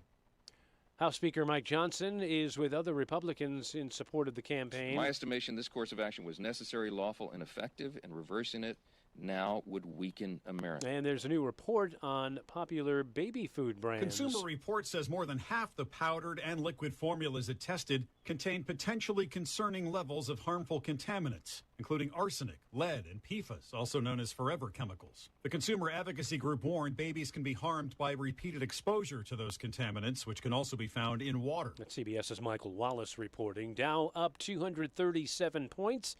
NASDAQ ahead 290, S&P up 52. For these stories and more, go to WTIC.com. I'm John Silva, WTIC 1080 News. Low testosterone can be a real problem for many men. It causes poor sleep patterns, decreased energy, brain fog, low sex drive, and it makes it tough to stay in shape. And as we all know, a healthy body is important to our overall health and well-being. This is Dale for Northeast Men's Health. And if some or all of those symptoms sound like you, we can likely help you be done with low T. But more than this, we can also help you lose weight, support your metabolism, improve your gains in the gym, and more with our new targeted body composition plans featuring GH peptides, NAD+, GLP-1, and more. Our low T protocols, applied in conjunction with our body composition plans, will help most men see real improvements, true weight loss, higher energy, improved sleep, stronger workouts, and a renewed sex drive as well. So call us. Your initial visit is just $99 and includes blood work and a medical consult. And if you start treatment the same day, your visit is free. Call 800-930-5956 or visit northeastmenshealth.com. We have 6 offices across the Northeast to serve you. Featured therapies are compounded and have not been evaluated nor approved by the FDA. Provider prescription required. See website for details. It's Reese on the radio. And don't say we didn't warn you on News Talk 1080 WTIC. We're back and we're here. Deborah Stevenson is hanging out with me today. And while I'm sitting up here working on her camera, I completely botched my own. Deborah, I'm just always taking care of my guests before I take care of myself. I'm so selfless. Anyway, it's a pleasure to have you here. We'll talk to you in a minute. We'll get a whole bunch of stuff. We're going to go to traffic and weather in a couple of minutes or so. But I want to let everybody know, if you have a question for Deborah as it relates to homeschooling and what she's trying to do in the midst of our interview, please hit me up. I'm on Facebook. I'm on X. And, of course, on ReeseOnTheRadio.com. You can go for all of them. Just let me know what you want to ask or what you're interested in, and we will be happy to convey that for Deborah so she can help us out. I want to also direct your attention to my Facebook page. This is important, only because I need you to understand. It's called The Derangement is Real. Go to my page and you will see it. There is a comedian there who is on the streets at a protest. And he asked the protester, what would you be willing to do in order to get rid of the President of the United States? Now, there is a language warning. So if you are interested in seeing what it is that the person is willing to do, see it for yourself. Later on in the show, we'll talk about it after you've seen the video. You do not want to miss it. So stand by for that. I'm going to do a whole breakdown of it tomorrow when I can edit the video, because there's just too many expletives to mention. But it is an insane example of how far we've come as people. If you were a psychiatrist, I would ask you, but you're an attorney. What kind of, you just do constitutional law? Is that all? Wait a minute, hold on. Why is there oh, that's why, because I have the wrong microphone on. That's why. Okay, there you go. Are you there? Yes, I am. Okay. Okay. No, I just want to make sure your voice is. So, constitutional law and any other? Constitutional law, appellate law, education law, civil litigation. Oh, mostly. okay. Civil litigation. Okay, we may have to get your card. Just in case. And you've been doing that for how long now? About 25 years. 25 years. And you run your own law firm. Yes, I do. Look at that. I know. I'm trying to. I thought our volume was good already. We just got to. You've done radio. You have to speak. You have just a soft voice, right? Yes. Everybody tells me that. Nobody can ever hear me. That's okay. We'll make sure. We'll fix it and figure it out in due course. Let's get to another check of weather and traffic. Mark Christopher, he is in the BPS Lawyers Traffic Center. Hey, Mark. Check 1 2. Check 1 2. All right, we're sounding good. Hey, if you're heading into Hartford right now, southbound 91 delays 33. Down to 32 A and B. Northbound 91 is quiet. Westbound 84 a little tight. East Hartford approaching the Bulkley Bridge. 47 Sigourney. 84 eastbound slows about a half mile before 46 Sisson Avenue into the tunnel. 9 northbound's tight approaching Harbor Park to the Aragodi Bridge. Westbound 84 sluggish in Waterbury from exit 25A up to the Mixmaster. If you're heading northbound on the Parkway, a little tight approaching the West Rock Tunnel in New Haven. South 95's running slow from 46 down to 42 in West Haven. Traffic and weather together on the 8th WTIC News Talk 1080. WTIC weather. As we head through tonight, it's mainly cloudy as we go through this evening with some areas of low clouds, even some freezing fog possible late, a low of 27. Tomorrow will be cooler with the occasional rain and drizzle still mixing in, a high of 41. Tomorrow night, the rain continues. There can be puddling, ponding on roadways because it will be heavy enough at times, a low of 33. Still some periods of rain for Friday morning, but then it becomes cloudy and the high 39. By Saturday, we'll be warming up. Cloudy day, high near 50. And Sunday, really not bad for us. After a cloudy start, there will be some sunshine returning. If we get enough of that, we should make it into the high in the mid-50s. Right now, it is 54 in Middletown, 49 in Canton, and 51 in Hartford. This is meteorologist Melissa Constanzer in the WTIC Weather Center. Finding great candidates to hire can be like, well, trying to find a needle in a haystack. Sure, you can post your job to some job board, but then all you can do is hope the right person comes along. Which is why you should try ZipRecruiter for free at ZipRecruiter.com/free. ZipRecruiter doesn't depend on candidates finding you. It finds them for you. Its powerful technology identifies people with the right experience and actively invites them to apply to your job. You get qualified candidates fast. So while other companies might deliver a lot of hay, ZipRecruiter finds you what you're looking for. The needle in the haystack. See why 4 out of 5 employers who post a job on ZipRecruiter get a quality candidate within the first day. ZipRecruiter, the smartest way to hire. And right now, you can try ZipRecruiter for free. That's right, free at ZipRecruiter.com/free. That's ZipRecruiter.com/free. ZipRecruiter.com/free. ZipRecruiter. Wisdom teeth giving you trouble? Columbia Dental's expert oral surgeons specialize in comfortable and efficient wisdom tooth removal. Open 7 days a week. Call 860-645-0111 or visit columbiadental.com.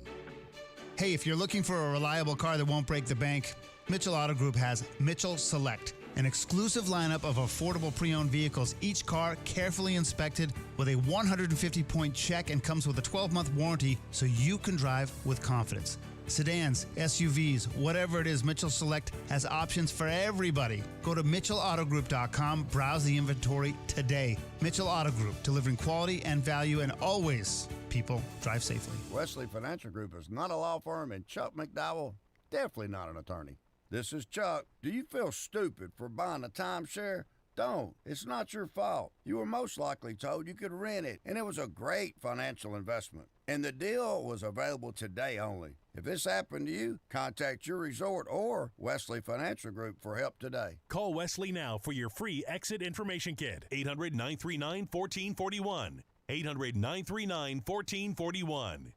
Hey, John, why so glum? I just got let go. The company's downsizing. This is the 3rd time in the last 2 years.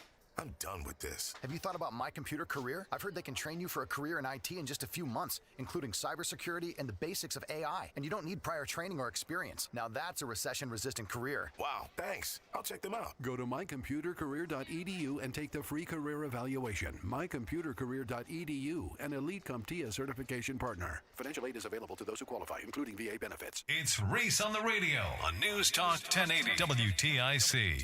All right, we are back, and we are about to get into it, and you can probably hear my voice over Deborah's microphone. Deborah's worked in news. How many years did you work in radio?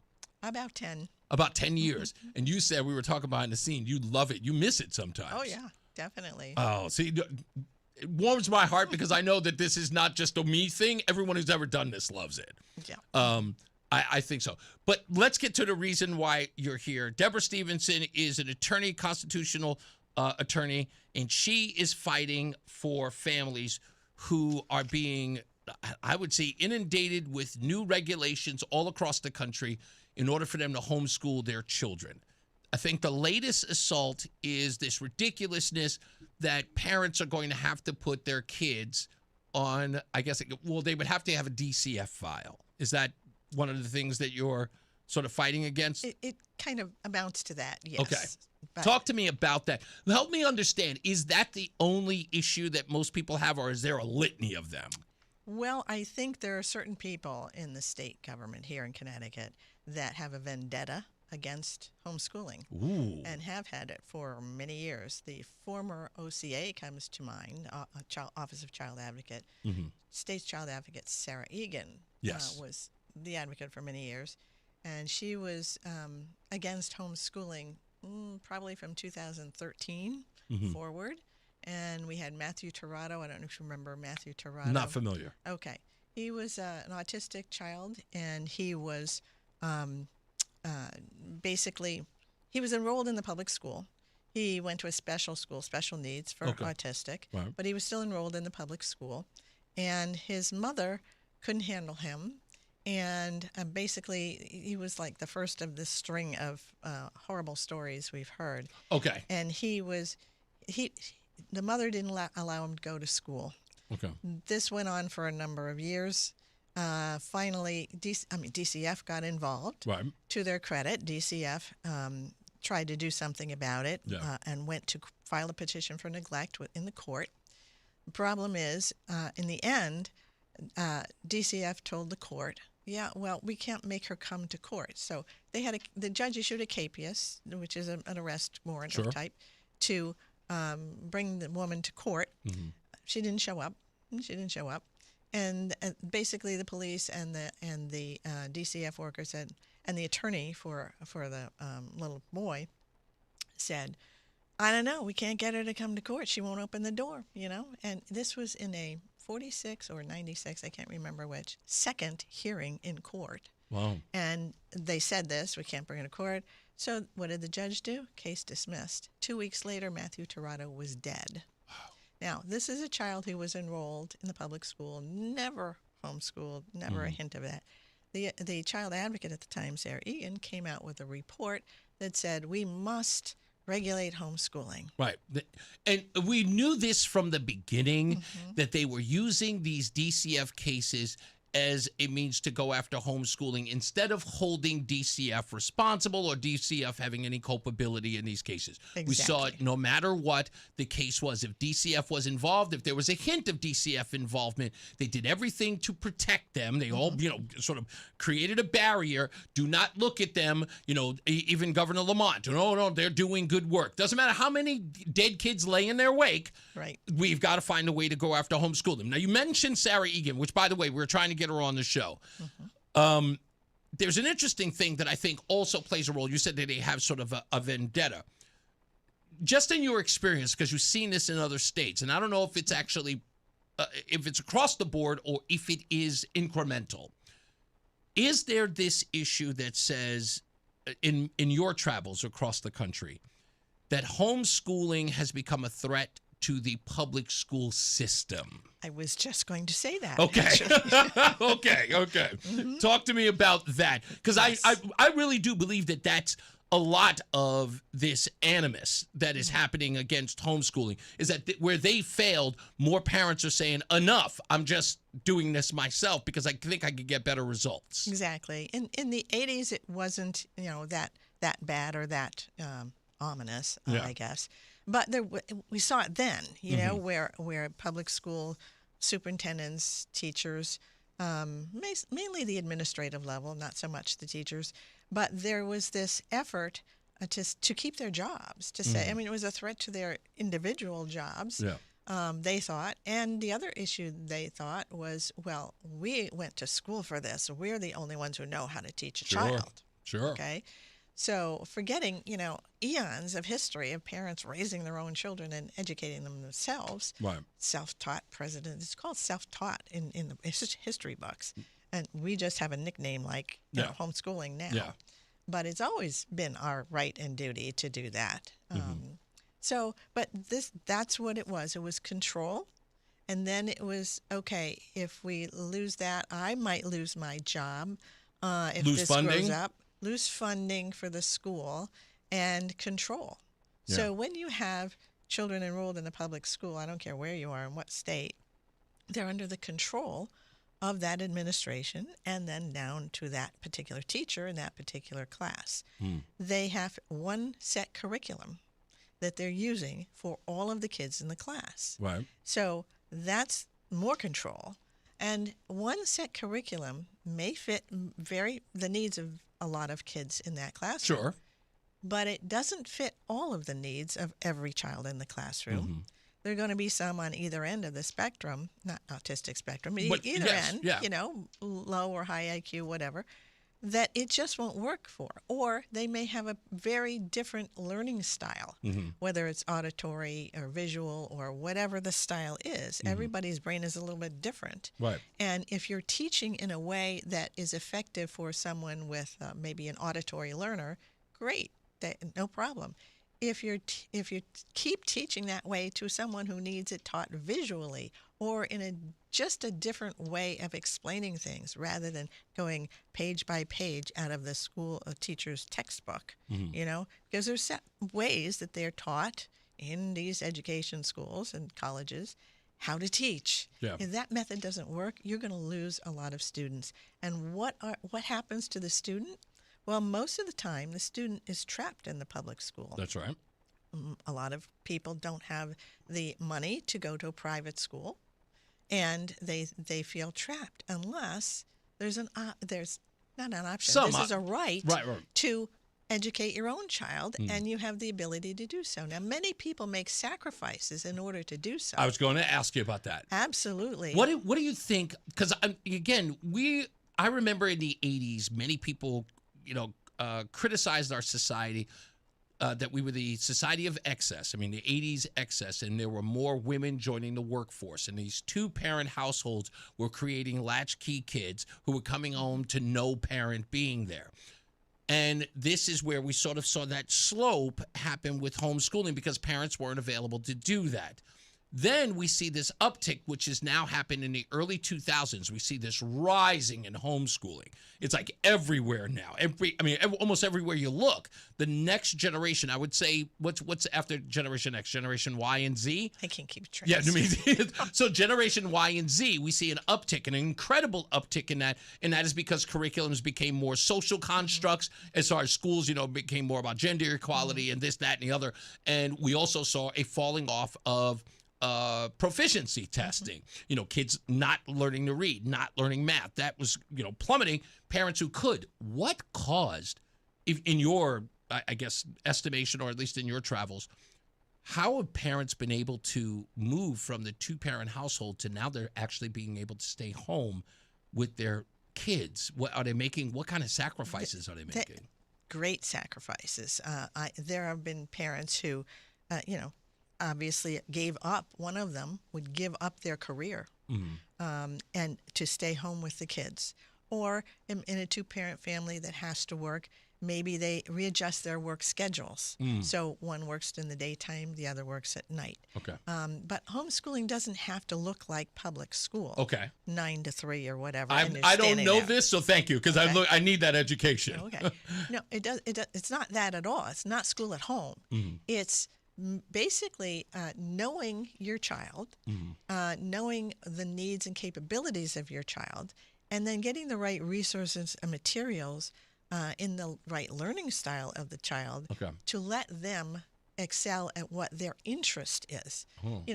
You may be following a generalized curriculum, or you may make your own depending on the needs of the child. But it's all geared to what that child's capabilities and interests are. And that's why the child excels. They have the flexibility of time and the flexibility of materials and curricula in order to make that meet their needs. Now, public schools, and special ed, that's the goal, is to meet the individual needs of the child. And you have to make the IEP, an individualized education program, actually formed based on what that individual child needs. The other general education kids have to fit the needs of the curriculum rather than the curriculum fitting the needs of the child. Okay? So when you're doing it at home, you can see what's working. You can see what isn't, just like a teacher in a public school knows what each kid can excel or not. But, teacher observation, right? Sure. Well, that's really, we know that. You have the option of flexibility as a parent teaching at home. Yes, flexibility of time, flexibility of curricular materials. You meet the needs and the interests of the child. Interest is key because I'll give you an example of one of my daughters. She was doing fine, and then in math, and then we got to long division. She hated long division, right? Wouldn't do it for anything, no bribery or anything. It's okay. So what other kind of math do you want to study right now? And I think we did algebra at the time, instead of and then when she got to problems where you had to use long division in algebra, she said, I guess I better learn that. Okay. So that's when, you don't force it on a child. You lead them to the information. And realizing they have to double back. And when they're ready, yes, they will fill the gap. Or you as a parent will see to it that they can fill the gap at their level. You've had, how many children of yours are homeschooled? 2 children, boy and a girl? Girl and girl. Oh, both girls. Okay. And from what I understand, before we take a break, because I want to hear a little bit about your backstory, you homeschooled both of them, and you're an attorney for 25 years. Yes. And you homeschooled your children. You've obviously had the flexibility to do so. And let me get this right. So we have 2 children. We have master's degrees, PhDs out of these children. Talk to me a little bit about their age and the level of their education. Okay. Well, when I started out, I had left my radio career. Okay. And so it wasn't my idea to homeschool. It was the idea of my pediatrician. Really? Yes, at the time. Because my first daughter, she was reading at an early age. And, I was my first child. I didn't know. Mm-hmm. So he knew a family who was homeschooling. And he said to me one day, he said, you know what? You should get in contact with these people over there and homeschool. I said, what? I had never heard of homeschooling before. I didn't want to meeting new strangers. No, that's not, my thing. Very nervous about that. But I knew the next time I went in to see him, he's going to ask me, well, did you call her? Did you? So I called her, and she said the horrible thing, why don't you come over and meet my kids? It's the last thing I wanted to do, but okay, So we met them, and, well, at the time, I have to say this one thing. My daughter, I don't know, she might have been 2, 3, whatever. She was reading chapter books, okay? Ooh. And she loved Abe Lincoln, a biography of Abe Lincoln for kids, She knew every fact about it. But in order, at that young age, she became the characters she was reading in the books. Oh. So she wanted to be called Abe all the time. Okay. So now I'm not only going to this strange family to meet them, I knock on the door and they open the screen door and I say, hi, I'm Deborah. This is my daughter, Samantha. And Samantha says, I'm Abe. I'm like, oh my God. So, and that was the beginning of my introduction to homeschooling. So she had been doing it and I'm like, wow, well, I guess I'll do it. And it sounds like what you do anyway, normally at that age. Well, you know what? I'm going to wait for the climactic ending to this. But no, I still love the story. But I can go on and on. So you have to yank me off. No, that's okay. It's all right because I know we're going to have to go into traffic real quick.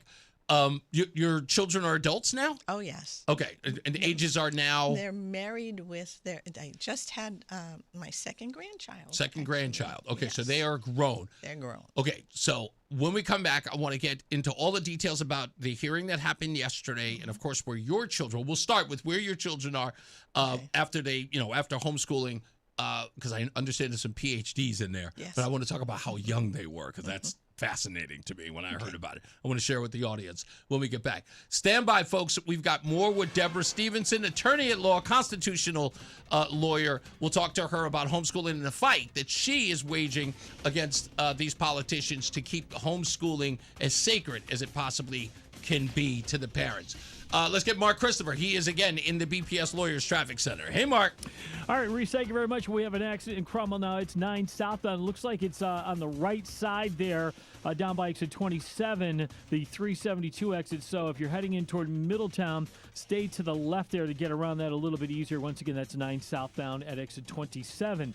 In Hartford, southbound 91, look for some sluggish traffic, 36 and 35 in Windsor. Again, 33 down to 32A and B in Hartford. Westbound 84 tied up approaching the Bulkley Bridge to 47. 84 eastbound is slowing about a half mile before 46th Avenue into the tunnel. 2 westbound's a little slow as you merge with 84 west in East Hartford.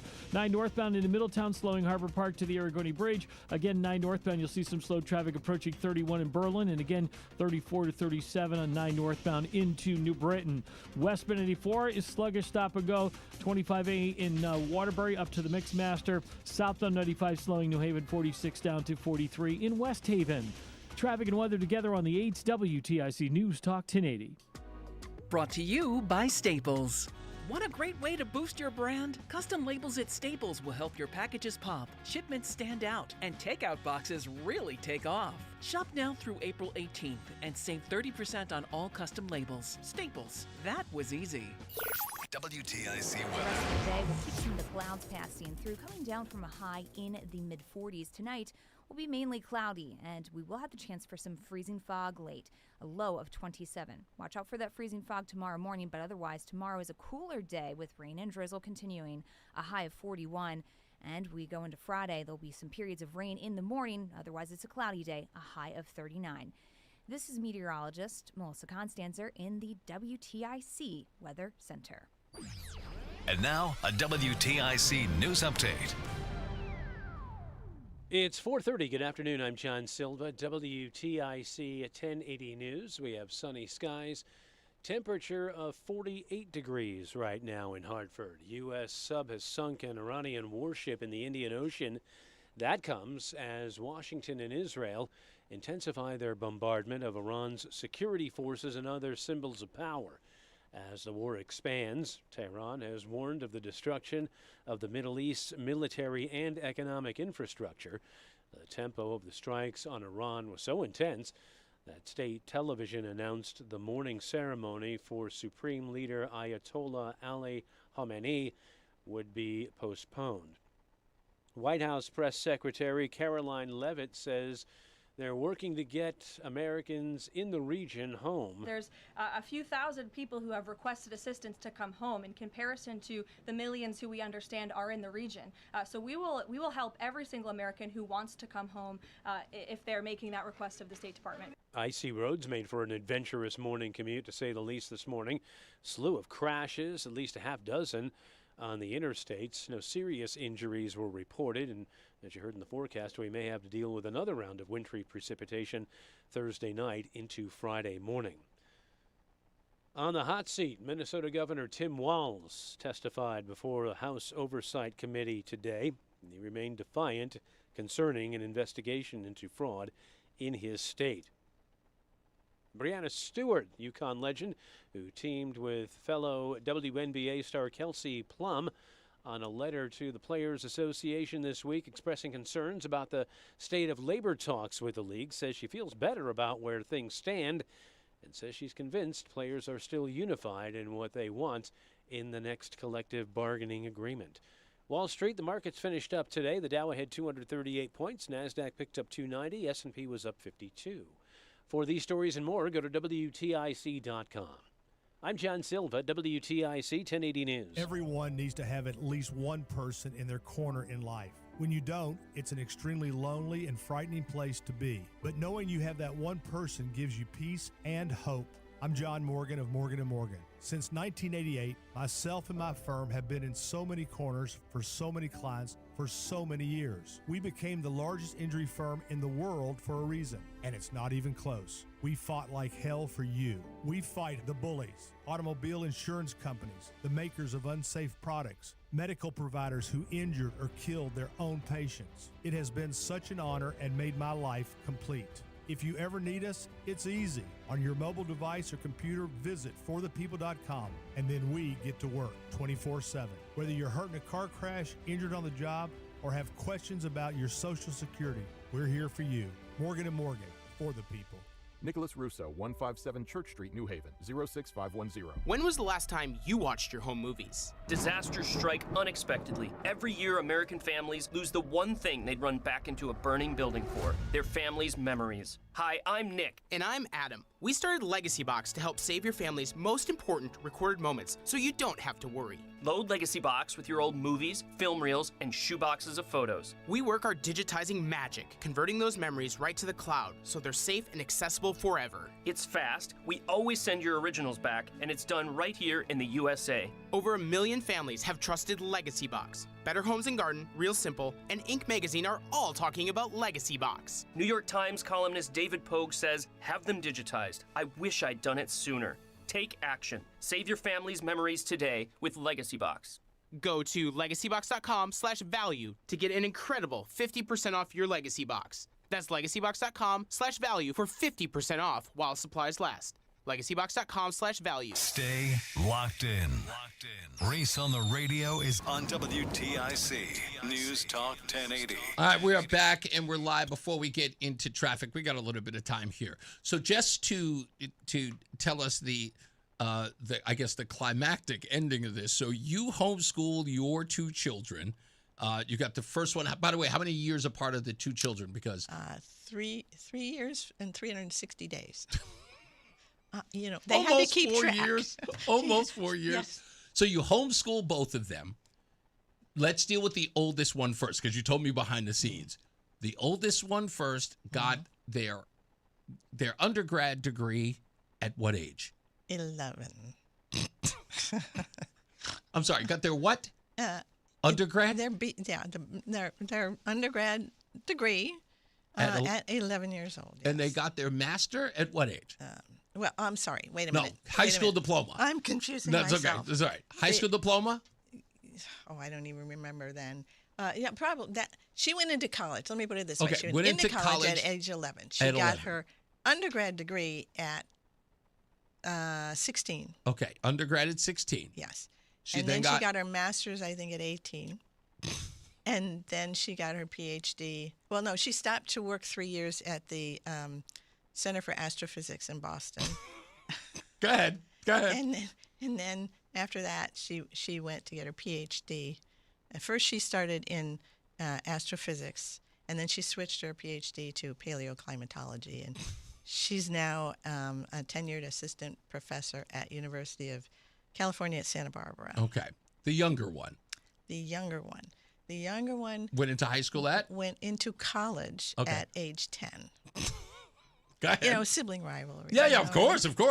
Yeah. And then she graduated at 15. Mm-hmm. And then she was going for, she got her second undergrad degree because she decided, well, I don't like, law. It was Justice and Law Administration. She got her bachelor's in. She got her bachelor's in what? Justice and Law Administration. I'm sorry, I just got to play it because this is my favorite thing.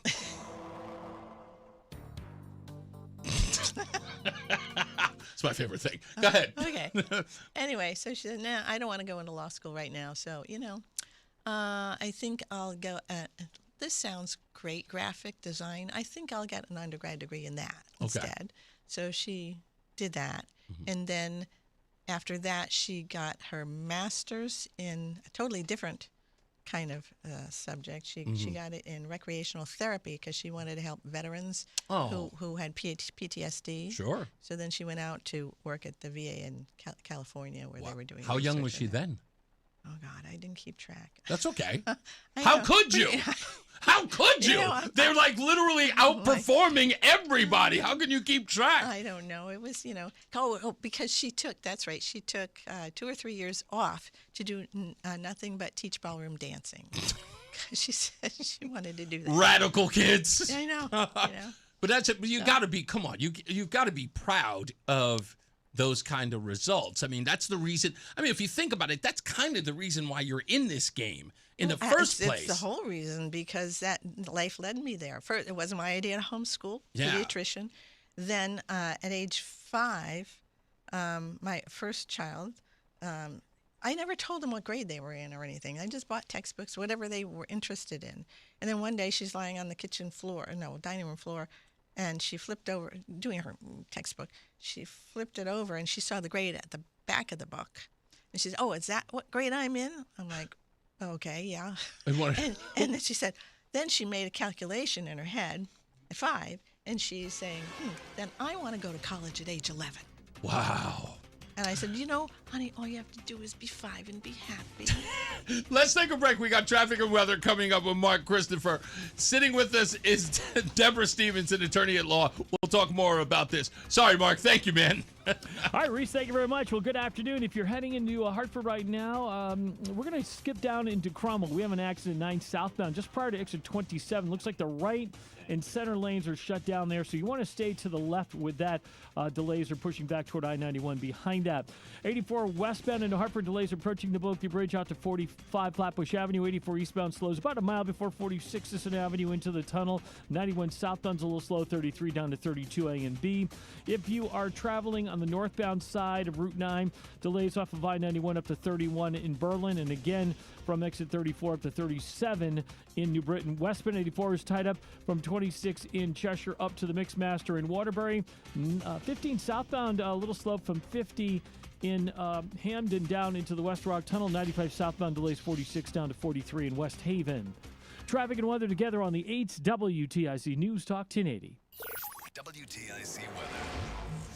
As we go through tonight, it's mainly cloudy, followed by some areas of low clouds and even freezing fog as we head out late, a low of 27. So do watch for some icy spots possible tomorrow morning, but ultimately tomorrow's Cooler with rain and drizzle still passing its way on through a high of 41. Tomorrow night, the rain continues, and it's heavy enough at times to create some puddling and ponding on roadways, a low of 33. Friday, we'll have periods of rain in the morning. Otherwise, it's a cloudy day with a high of 39. The weekend is warmer. Saturday, first up, cloudy, a high of 50. And Sunday, after a cloudy start, sunshine will return. That should set us back into the mid-50s with a high of 57.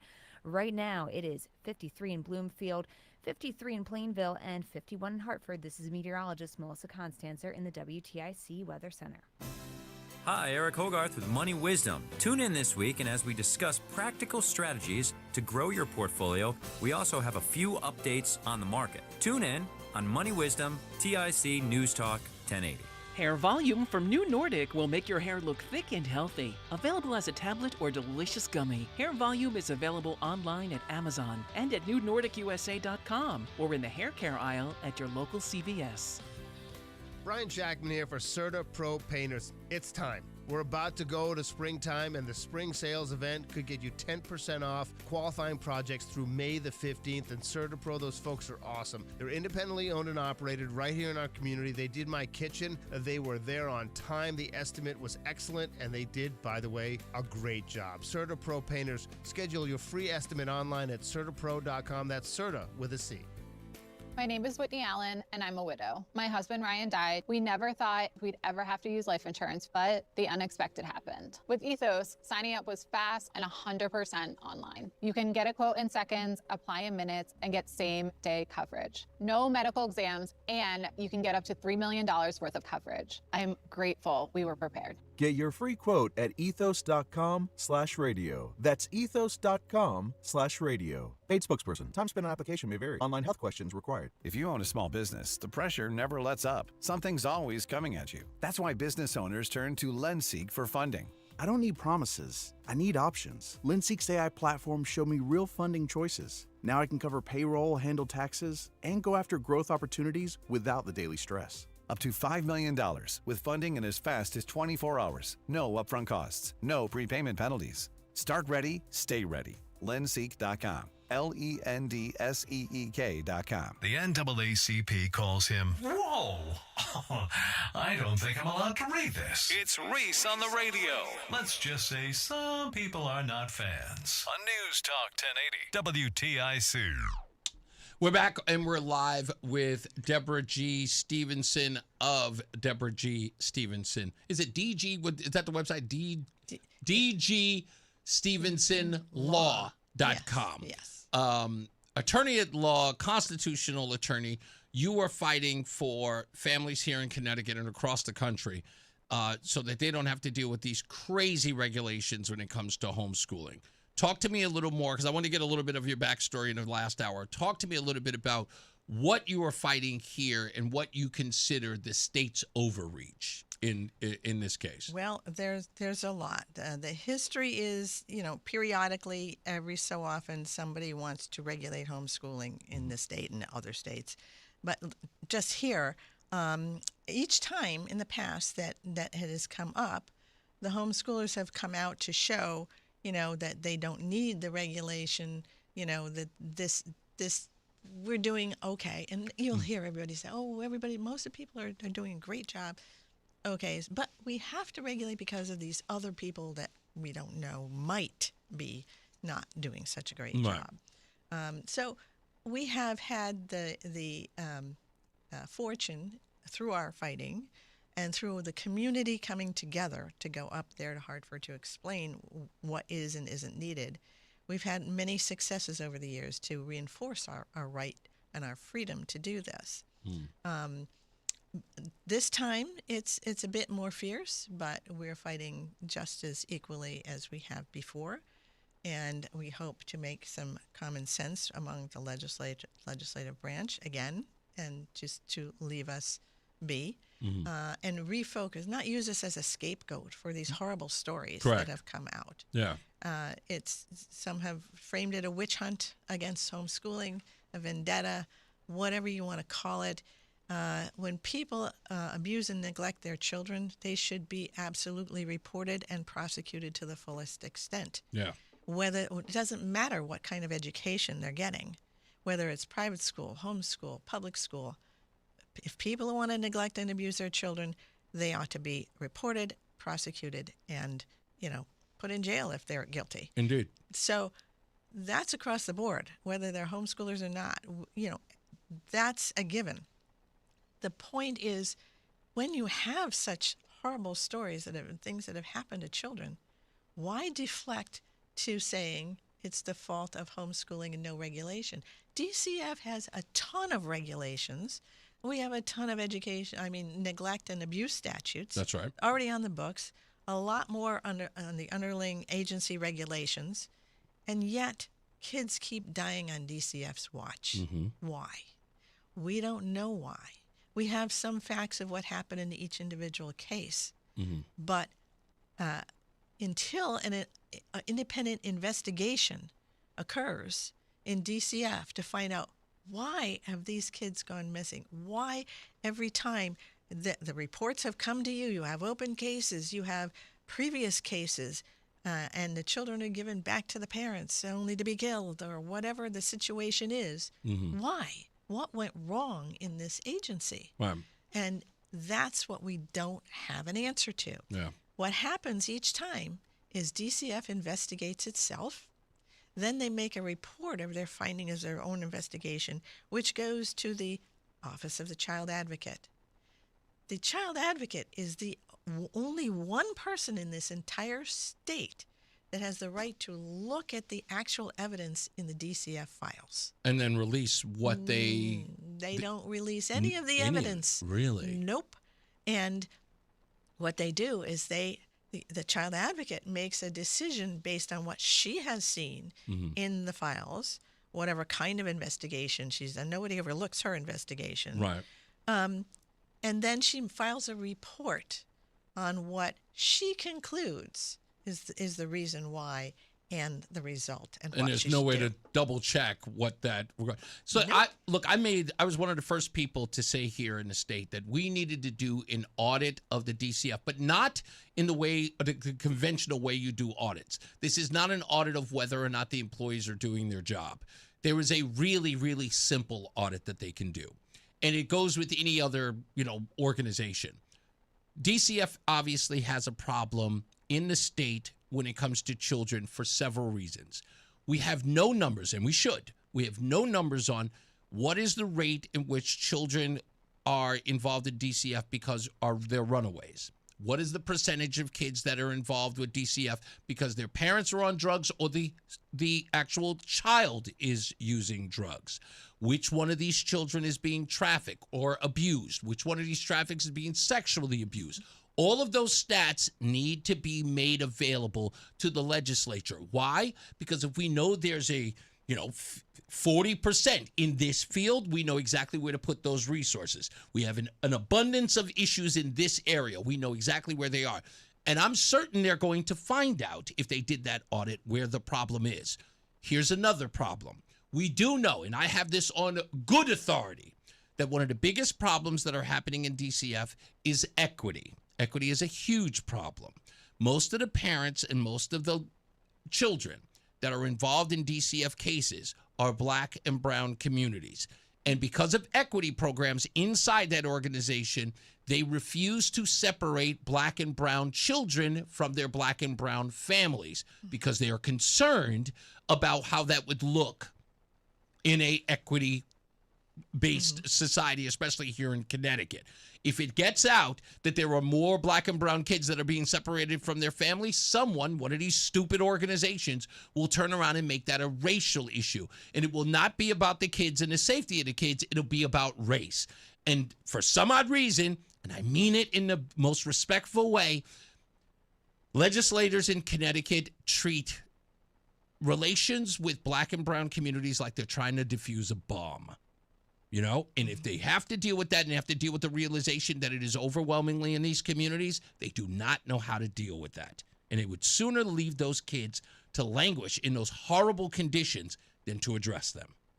To me, it sounds like very similar to the bias, shall we say, against homeschooling. Yes. I mean, it doesn't matter what race you are. It doesn't matter what education you have. It matters what parent is abusing what child That's and exactly for what right. reason. Exactly. But they cannot listen, they can't get out of their own way. It's because, look, and again, I've spoken to plenty of people who worked at DCF anonymously. They refuse to even come forward, which, by the way, bothers me that someone told me a long time ago, well, not even that long ago, a couple of weeks ago, that says that anyone who's ever worked with DCF is never allowed to publicly talk about what's going on there, which again baffles my mind because a whistleblower should be able, look, it's for the benefit of the kids. You shouldn't be protecting the DCF. If indeed the child is in danger, you should be able to be a whistleblower in that case. But it's not, there's no atmosphere for people to come forward and say, I'm sorry, kids are in danger. That should be their primary focus, but it isn't for some reason. And you were about to say, do you notice that? Oh, absolutely. I mean, there's so many fixes here, that are possible. But what I want to say is yes, you have to, wherever you are, wherever you work, doesn't matter what agency, you need to speak up. Right. And report the abuses you see it. We do in the homeschool community. We have a ton of mandated reporters who are homeschooling. Mm-hmm. We have a ton of mandated reporters that the kids see every day when they go out in the community. They, whether it's a tutor, whether it's a doctor, or whether it's a pastor, or whether it's a nurse, doesn't matter. We have them both homeschooling, and the homeschoolers go and meet these kids. It doesn't matter who you are, what education you're doing, doesn't matter. It has to be reported, it has to be investigated and taken care of.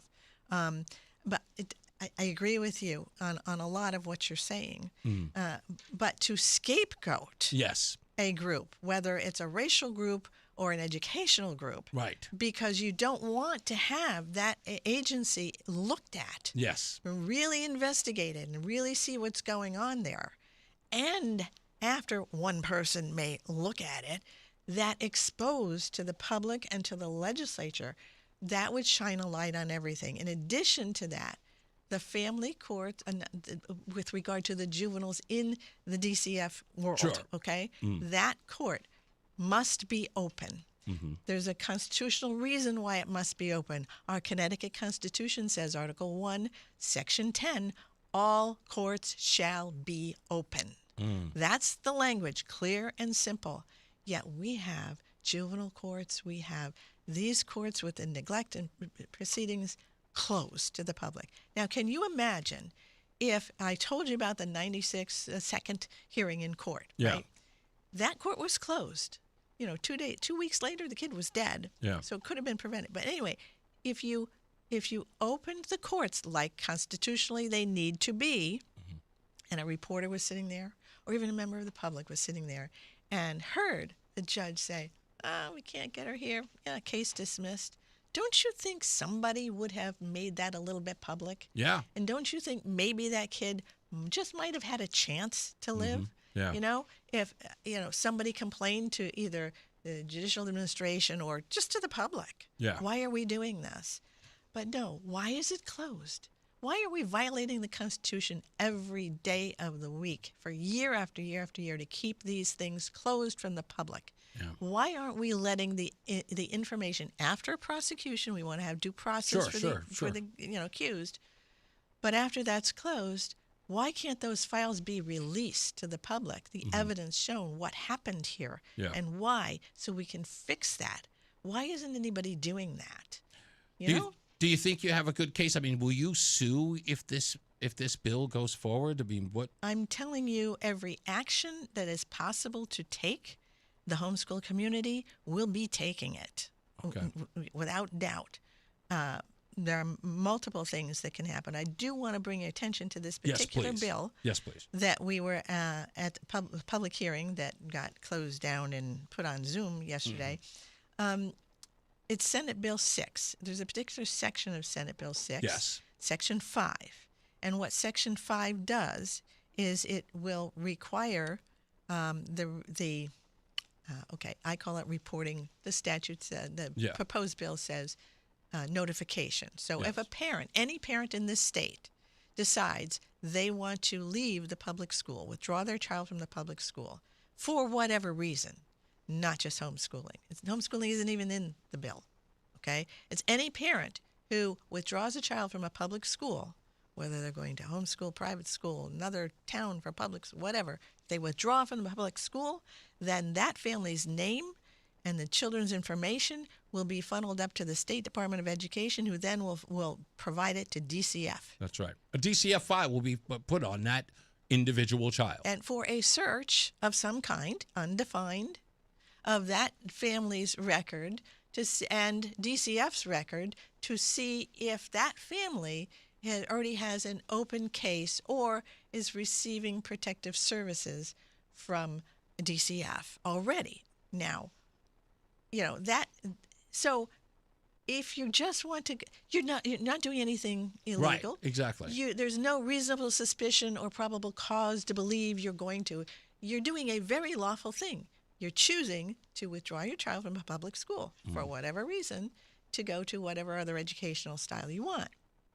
No, you're lawful. But yet, your name, just because you did that lawful action, is going to be reported to DCF for some sort of search. Yeah. And then what do you do with that information that you've searched? From where, right? Well, the opponents are saying, well, we're just going to look at open cases and we're just going to see if it's there. And if it's an open case, then we'll just put a notation in there. Yeah. We won't do anything more. We'll just put a notation in there. Like that's going to be the end of it. Yeah, right. And then, but what happens if there's no open case? What happens to the information you took into DCF's records somehow? Yeah. What happens to that information? Where does it go? What's it supposed to do? Records are supposed to be retained according to other state statutes, retention of records. And what happens? Can you just shred it? It doesn't say that in the bill. Yep. Doesn't say a word about that. Although people are saying, well, we won't do anything. The commissioner of DCF sat there yesterday and said, oh, we're not going to do anything with it. That'll be the end of it. Nothing else will happen. I was saying to Pastor Todd on Monday, it is like a parent having a file put out on him with the police department. I mean, no offense, but DCF may be interested in the welfare of children. I mean, we'll assume that they do, but it's literally it's the authorities. I mean, if you really think about it, that's what DCF is there for. So I feel like, and we've only got less than a minute. But this is nothing more than a deterrent, in your view. It's a total constitutional violation. It's a removal of the presumption of innocence. That's not how our country works. Absolutely. And I could go on, but you don't have time. No. No. If you need to, if you want, I want to stick with this for a little bit, because you're here to cover the bases here. We'll take another break, and I'll bring you back in, and we'll take some time so you can lay out the stuff that you want to. I've had you in all over the place here, but sure. I asked you to drive out here, so I'm not gonna just rush out. I love having this conversation because this is something that everybody in this state needs to know and to fight against, and I'm so happy that you're doing that. Also, we're going to tell people how they can get in touch with you and join your organization to fight back against this. Let's get another check of traffic and weather. Mark Christopher, he's in the BPS Lawyers Traffic Center. Hey, Mark. All right, Reese, thank you very much. Good afternoon. And we do have that accident down in Cromwell right now. It's 9 southbound, just prior to exit 27. The right and center lanes are out there, so you want to stay to the left. And you've got delays kicking back to exit 29 in Cromwell behind that. In Hartford, westbound 84 is tied up just after 56 Governor Street out to 45 Flatbush. 84 eastbound slows 44 Prospect Oakwood into the tunnel. 91 southbound delays 33 to 32, again 27 to 28. If you're traveling 9 northbound, you've got delays from exit 32 up to exit 37 in New Britain. If you're westbound 84 in Cheshire, delays 26 up to the Mixmaster in Waterbury. 84 eastbound slowing 18 to the Mixmaster in Waterbury. Traveling on the Parkway, on the southbound side of the Parkway, look for some slow traffic now as you move down, approaching exit 50 down toward the West Rock Tunnel. Northbound Parkway slowing between the West Rock and exit 50. Looks like an accident on the southbound side of the Parkway there. 95 southbound, you got delays from exit 46 down to 43 in West Haven. Traffic and weather together on the 8's WTIC News Talk 1080. WTIC weather. The rest of the day will keep some of the clouds passing through, coming down from a high in the mid-40s. Tonight will be mainly cloudy, and we will have the chance for some freezing fog late, a low of 27. Watch out for that freezing fog tomorrow morning, but otherwise tomorrow is a cooler day with rain and drizzle continuing, a high of 41. And we go into Friday, there'll be some periods of rain in the morning. Otherwise, it's a cloudy day, a high of 39. This is meteorologist Melissa Constanzer in the WTIC Weather Center. This is WTIC News Talk 1080 with Brian and Company in the morning, Reese on the radio in the afternoon, and news around the clock. WTIC and WTIC FM HD2 Hartford and Odyssey Station. 5 o'clock, good afternoon. I'm John Silva, WTIC 1080 News. Overstressed teachers and guidance counselors, overpacked classrooms, and even a high school with no science teacher for 4 years. Those are examples expressed by students on why Connecticut should raise its education cost-sharing grant for the first time since 2013. Olivia Scabalos of New Britain was among those testifying before the legislature's Education Committee today. Our district is facing a critical budget shortfall, and without additional state support, we will be possibly facing numerous teacher and staff layoffs, program cuts, and overall just fewer resources for our students. Now, the Senate bill would gradually raise state funding from the current $11,500 per student to $15,500 by 2030, then index the grant level to economic indicators following that. Democrats are behind the plan. Republicans are expressing concerns it could raise property taxes. At a tech roundtable this afternoon, President Trump took time to address the war in Iran. Tremendous progress that's being made. Their missiles are being wiped out rapidly. Their launchers are being wiped out. They're attacking their neighbors. They're attacking their, in some cases, allies, or not so long ago allies. And Defense Secretary Pete Hegseth says the campaign is accelerating. This was never meant to be a fair fight, and it is not a fair fight. We are punching them while they're down, which is exactly how it should be. Americans are being urged to leave the region, but finding flights has been difficult.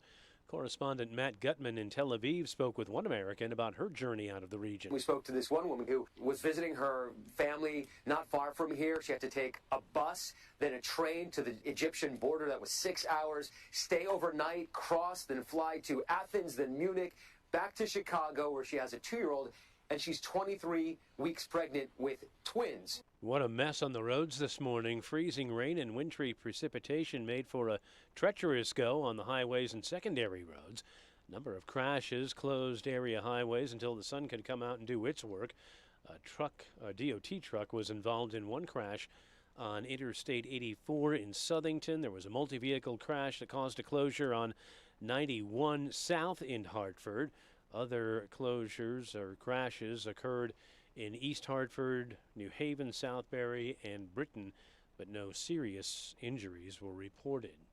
75 priests have been named in a report on clergy sex abuse in Rhode Island. At a news conference, Ann Hagan Webb, a survivor of childhood abuse by a priest at her home parish in Rhode Island, says the harm the priests did to children like her was evil. This is just monumental. I don't know how else to say it. That to have the Attorney General's office and all that law enforcement be behind us so strongly and essentially pointing the finger at the diocese for what they didn't do and how what they didn't do harmed children. All this month, those who donate blood to the American Red Cross will be able to receive a free A1C screening. At the Red Cross in Farmington, spokeswoman Jasmine Frangel explains the importance of knowing one's A1C reading. The American Red Cross data has revealed that 1 in 5 blood donors have elevated A1C levels, which is a sign that prediabetes and diabetes are prevalent among adults who are in generally good health. Donors are eligible for a free screening through March. In addition, they can receive a $15 Amazon gift card via email. To schedule an appointment, go to redcrossblood.org or call 800-RED-CROSS, or you can also use the Red Cross Blood Donor app as well. On Wall Street, the Dow finished up 238 points today. The Nasdaq gained 290, and the S&P was up 52. For these stories and more, go to WTIC.com. I'm John Silva, WTIC 1080 News. Coverage varies by plan, view contracts, and exclusions at EnduranceWarranty.com. Auto repair bills are through the roof. $3,000 to replace the transmission, $4,000 for a blown engine. And if your manufacturer's warranty is expired, you'll have to cover it all out of pocket. You need an Endurance Auto Protection Plan. No matter what the mileage, if your car is under 20 years old, Endurance can get you covered on the engine, electrical system, transmission, AC, drivetrain, and more. Endurance has plans for any budget. Repairs can be done at the certified mechanic of your choice, and they're paid directly with no middleman. Plans cover 24/7 roadside assistance, towing, battery jumps, fuel deliveries, tire changes, lockout services, and a 30-day money-back guarantee. Act now and get our elite benefits, including complete tire care and key fob replacement. A $2,000 value at no extra cost. With Endurance, you could never pay for covered auto repairs again, so call now for your free quote. Call 800-253-6203. 800-253-6203. 800-253-6203. The hour that packs a punch. It's Reese on the Radio on WTIC News Talk 1080. I am here having a wonderful conversation with Deborah Stevenson, the attorney who is helping all of these families fight against these homeschooling laws that are going to happen or try to happen here in Connecticut. When we come back, we'll talk a little more with her about this, and it is House Bill or state? Is it Senate Bill? Senate Bill, right? It's Senate Bill 6, Section 5 is the one that you're paying the most attention to right now. And until there's another one coming. There's another one coming, and we're going to talk about both of those in a little bit. It's primarily with Section 5.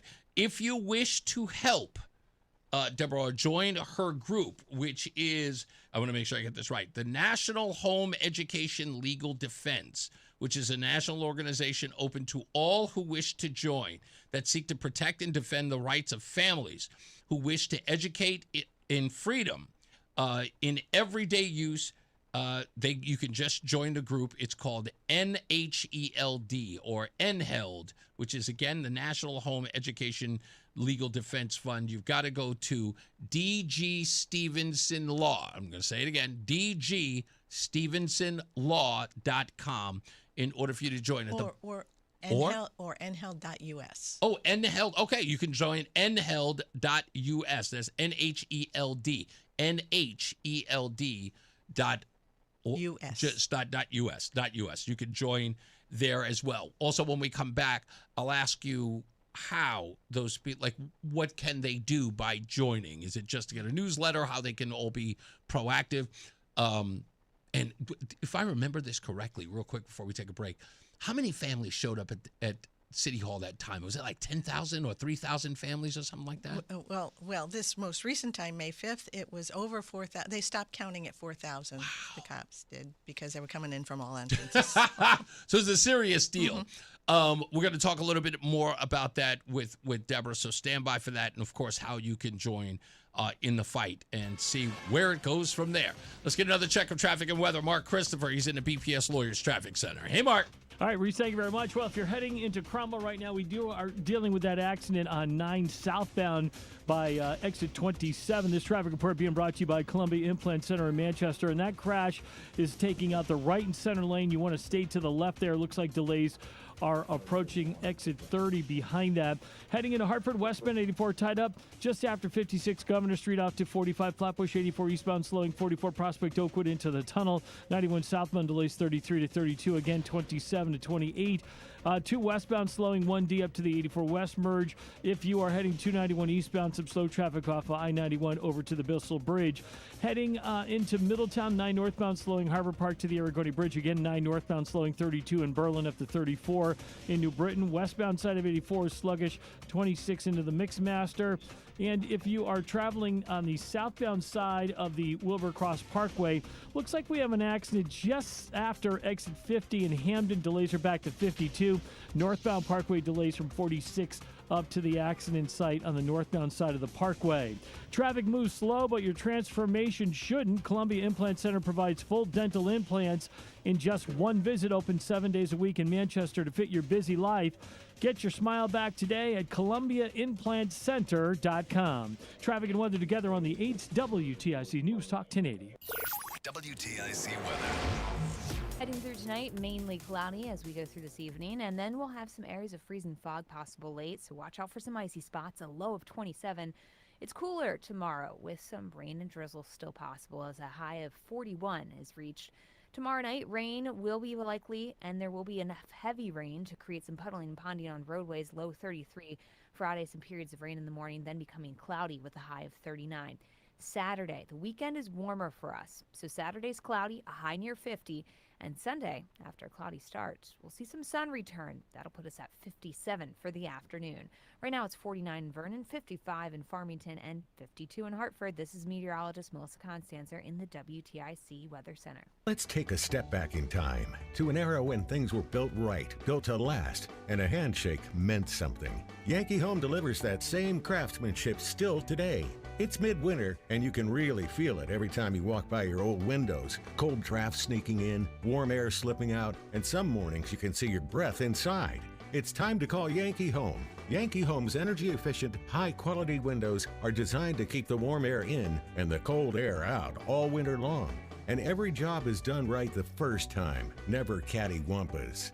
Take advantage of our winter special. Buy 4 or more windows and get free installation or financing options like 0 down and 0% interest. Call Yankee Home now at 1-800-885-HOME. That's 1-800-885-HOME. Or visit yankeehome.com. Yankee Home makes it easy as can be with our never cattywampus lifetime guarantee. Yankee Home. On approved credit, restrictions apply. Larry Older here. Let me share Brian's story from Alabama, my mom's home state. He tells us after taking Relief Factor for just 3 weeks, at least 90% of my pain is gone. My pain has started to limit me at work and at home, and now I'm amazed at how much relief I've gotten, end of quote. These are Brian's own words, and they speak volumes about what Relief Factor can do for you. I've told you about my buddy Tom, an avid golfer, out on the green almost every single day. He says without Relief Factor, he wouldn't be able to swing freely because of shoulder pain or back pain. But since taking it, he said he stayed active, comfortable, and confident in his swing. He is a scratch golfer. That's why I encourage you to try Relief Factor yourself and see what it can do for you. Don't wait. If you're dealing with daily pain, launch your 3-week quick start and see what Relief Factor can do for you. 800-4RELIEF, 800-4RELIEF, or go to relieffactor.com. That's relieffactor.com. How will it feel to be out of pain? 800-4RELIEF, relieffactor.com. It's Reese on the Radio on News Talk 1080 WTIC. Okay, hanging out again. Let me put the camera back up. Deborah Stevenson, attorney at law, constitutional lawyer, who is helping us navigate this whole homeschooling craziness. So Senate Bill 6, Section 5, again, as we already laid out, is, I guess, a rule that says if you pull your child out of school for whatever reasons, whether it's to transfer your kid to a parochial school or even to another district, you immediately get a DCF file. And with that DCF file, they say that they're just going to do a background on you to see if you've ever had any other DCF issues with your family. And if there's nothing and it's no harm, no foul, they say we'll just get rid of it or we'll do nothing with it. Pretty close, yes. Mm-hmm. Yep. What am I missing? Well, they're saying, well, we're not going to have a file. We're just going to see if you have a file. Right. You know, but what do you do? Where did you search? Mm-hmm. And what happens to the information you searched? You know, it's still open questions. But more importantly, yes, the whole thing really is kind of moot. You know why? Yes, ma'am. Because the state. Now, the process in the bill is you go to first to the State Department of Education, who then reports it to DCF, right? Right. Okay. The Commissioner of Education submitted testimony. And you know what she said? I'm going to read it to you. Please. She said, under a federal law called the Family Educational Rights and Privacy Act, FERPA, she says, the department's ability to unilaterally share confidential student data without parent or guardian consent is severely restricted to evaluation and research purposes, not for individual case management. Any violation of federal law places millions of federal educational dollars in jeopardy. As such, the department will be unable to comply with this proposal should it become law. Really? Yes, she did. And she is absolutely right, because I have the federal law right here, and it says funds will be withheld if an agency has a policy or practice of permitting the release of education records of students without the written consent of their parents to any individual, agency, or organization. Wow. Okay? Now, what we have heard from the proponents of this bill is, Right. well, there's exceptions, and we're going to fit on the exception, and we're going to change the law to make it fit into that exception. Well, it's true that there are a couple of exceptions. One is, you can't release these records without consent other than in connection with an emergency. Right. If knowledge of such information is necessary to protect the health or safety of the student or other persons. Mm-hmm. This is not an emergency when you have an automatic reporting of anybody just leaving a public Right. school. We don't almost have to create the emergency in order to do it. Yeah. Well, they're good at that too. But, it does not exist Right. the way they are talking about doing this for anybody automatically who leaves for any reason. The second one, more likely, that they're going to try to work their way into is you don't have to release the exception is an agency caseworker or other representative of a state or local child welfare agency who has the right to access a student's case plan when such agency or organization is legally responsible for the care and protection of the student. Okay. So DCF can look at its own files. That's right. Right. Right. They don't basically. need the state to actually bring the files to them to say, hey, do you have a file? All you have to do is just take said information and look up their file. Yes. And in addition to that, the people who are just leaving, who are lawfully leaving, done nothing wrong, no reasonable suspicion or probable cause, they just withdrew. Mm-hmm. That doesn't fit in with having an open case file. That's right. Okay, so that exception doesn't fit either. So this is what is going on now. I'm sure that the Education Commissioner is getting a little bit of arm twisting at the moment, and they're trying to figure out language that they can force through. But if you have this language in there where it's an automatic referral or notification to the State Department of Ed and DCF, well, that, again, removes the presumption of innocence because you're doing something lawful. There's no reasonable suspicion of probable cause. Correct. You're removing the presumption of innocence. That's one constitutional violation. Mm-hmm. The automatic reporting part, that denies procedural and substantive due process. Okay. It also denies equal protection because you're going after, these people who just want to leave lawfully doing something. Right. And what about this search of the records? Search. Does that ring a bell constitutionally? Sure. Fourth Amendment, search and seizure. Yeah, wow. You need consent or a warrant, right? They don't have any consent or a warrant in this particular bill. It's a complete destruction of your rights. It's a complete derogation of the Constitution, and yet we're forging ahead with that. Now, what do they do with that information? Mm-hmm. In the other portions of Senate Bill 6, in sections 6, 8, 9, and 10, I believe, okay? There's these little provisions that they're going to change the name of what has been known as the P20 WIN system. That's this gigantic database where all information about kids and whatnot go into it, and that gets funneled up, the chain to other agencies and state and federal and, evaluation, all this nonsense. Anyway, they're changing the name to Connecticut Data Link.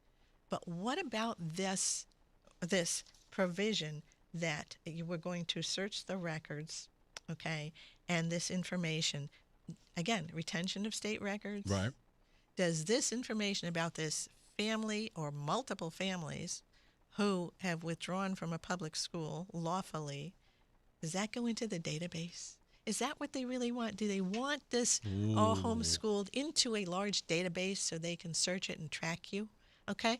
This makes sense when you read the whole bill. Right, right. That's part of the puzzle here. Okay? But what about the parents who remain in the public school and they're thinking, well, gee, maybe there's a problem. I really would like to homeschool, or I really would like to go to a private, I really would like to move to a different. Now, if they know, if this bill passes and they know once they make that decision and withdraw, that their name is going to go automatically up to DCF, what kind of chilling effect is that going to have In fact, on that family? that's why I said to Pastor Todd, I said it's nothing more than a deterrent. Mm-hmm. Making that a law, every parent would be locked into a school. I mean, this would be worse than barring school choice. Exactly. You know what I mean? Well, it's worse in that this would be the only state in the nation who is doing this. An automatic referral once you leave a public school. Yeah. That's a nightmare. That's total unlawful, unconstitutional, but a complete nightmare for parents being trapped in the public school system. Do they know this, Deborah? Do they understand this, or are they ignoring that? Well, I got to tell you, there's a whole bunch of lawyers up there in Capitol, you know. Well, you would think they'd know this. They could read the law just like anybody else. Right. Yet, this is what the chair of the Children's Committee was saying. Well, it doesn't mean that. It means this other thing. Well, we don't care what it means. So we don't care about the nuance. Could you just read what you've put down in this bill? Yeah, and then could you read the Constitution and apply the two and see how that comes out? Right. You know, it doesn't work. It's not our system of government. It's turning things upside down and removing every parent's right in this state to choose whatever kind of education they want for their child. It's chilling effect on that. You believe that they're going to move ahead with this. Are you under the impression that this is going to happen? That is my impression as of yesterday at the public hearing, yes. They don't really seem to be thinking about this beyond the scope of getting it done. Well, we had a whole bunch of people opposed to it, and the only people who were in favor of it were in favor of the first two sections or the tax credit part of it, that kind of thing. Of course. But about Section 5, all were opposed, including the Commissioner of Education. Really? So, except for, of course, DCF was in favor of it. Would you be okay with them just removing Section 5? That's what we have asked for. That's what you asked for. Completely Just eliminate it. Yeah. It needs to go, period. Do you think they've got some wiggle room there with getting them to comply? I would hope so because, they took an oath to the Constitution, didn't they? Indeed. And to uphold the law and to implement the Constitution appropriately. Would you spearhead that lawsuit against the state should they go forward? Like I said, I would do everything in my power. Lawsuit, whatever it takes, because this is an abomination. It needs to be gone now. Yeah, I mean, I will admit. By the way, was Martin Looney a part of this, or was this someone? Oh no, yeah, he and the governor started it. They did. Well, actually, we have to keep that group in the background, the OCA and all that, that kind of promulgated the witch hunt. But aside from that, they contacted Looney, and they contacted the governor, and then they spoke out. And Looney in particular, I've been trying to get a meeting with Looney for a month or so. Good luck. Yeah, I know. No, he doesn't. He it's been polite. Yeah. But well, we're still working on it to fit you in. Yeah. But no meeting so far. I would love to talk to him about it. But yes, this was his bill. He proposed the bill. I want to play this audio for you because I was one of the first people to. When I heard him say this, it blew my mind. I want to play it for you. As he's talking about what I would like to see us do is have a requirement that any family that's had involvement. You can't hear it. Let me take care of it this way. Everybody else can hear it, but you don't have headphones on. I apologize. I forgot about this. Let me do this. What I would like to see us do is have a requirement that any family that's had involvement with DCF not be allowed to withdraw their child from school. And I'd also like to see the parents provide the school district with an annual portfolio of work to show that the child is actually being instructed in the way to cover the subjects that would be covered if you were in school. Which always bothers me when someone says that they want to be able to monitor someone who has left the system, saying that they have to come with a progress report, which in essence says nothing more than we want to make sure the curriculum we're forcing every other kid to go through, that you're doing it at home. We don't want your politics or your way of life, be it religious or otherwise, being the influence in your children. We've got a job to do in indoctrinating your children. And if you deviate from that, or if we can, we will find a way to keep you from deviating from that. And I think that's what Martin Looney's mission is in all of this. Well, probably. But, it gets worse than that. So they're talking about this other bill that's going to come out under Representative Leeper's tutelage, probably, suggested by others higher up. But anyway, that one we expect to come out, I don't know, within a day or so. They're writing that as we speak, and they raise the concept of equivalent instruction. Okay. Now, let me explain what the law is actually in Connecticut. Okay. And which the lawyers and everyone else in May 5th intentionally omitted a part of the statute when they were before the education and kid committees and explaining what the law is about homeschooling. Mm-hmm. They lied and they intentionally omitted that. I am convinced because every single one of them did that. And it's plain as day right in the statute. The very first sentence of 10-184, the duties of parents. It says, all parents shall bring up their child in some lawful employment and instruct them in, and then it lists about 6 or 7 subjects that they must be instructed in, period. Now, that first sentence has been in effect since Ludlow's Code of 1650. Wow. Before this was even a state, it was understood always that it is the duty of parents to bring their child up in some lawful enterprise and to instruct them so that they, in these subjects, including civics and math and reading and all of that, correct, so that they can become a substantive citizen, to participate in the society. Right. So then the other part of the statute came into effect in the 1800s when people were sending their kids to the factories, and this notion of public school, really exploded. So in the 1800s, the second part of the statute was added that you're familiar with. Children between certain ages must attend a public school unless the parents are being given equivalent instruction elsewhere. Okay? Now, the way it goes is the first sentence is what is known in historical record as the compulsory education portion of the statute. Okay?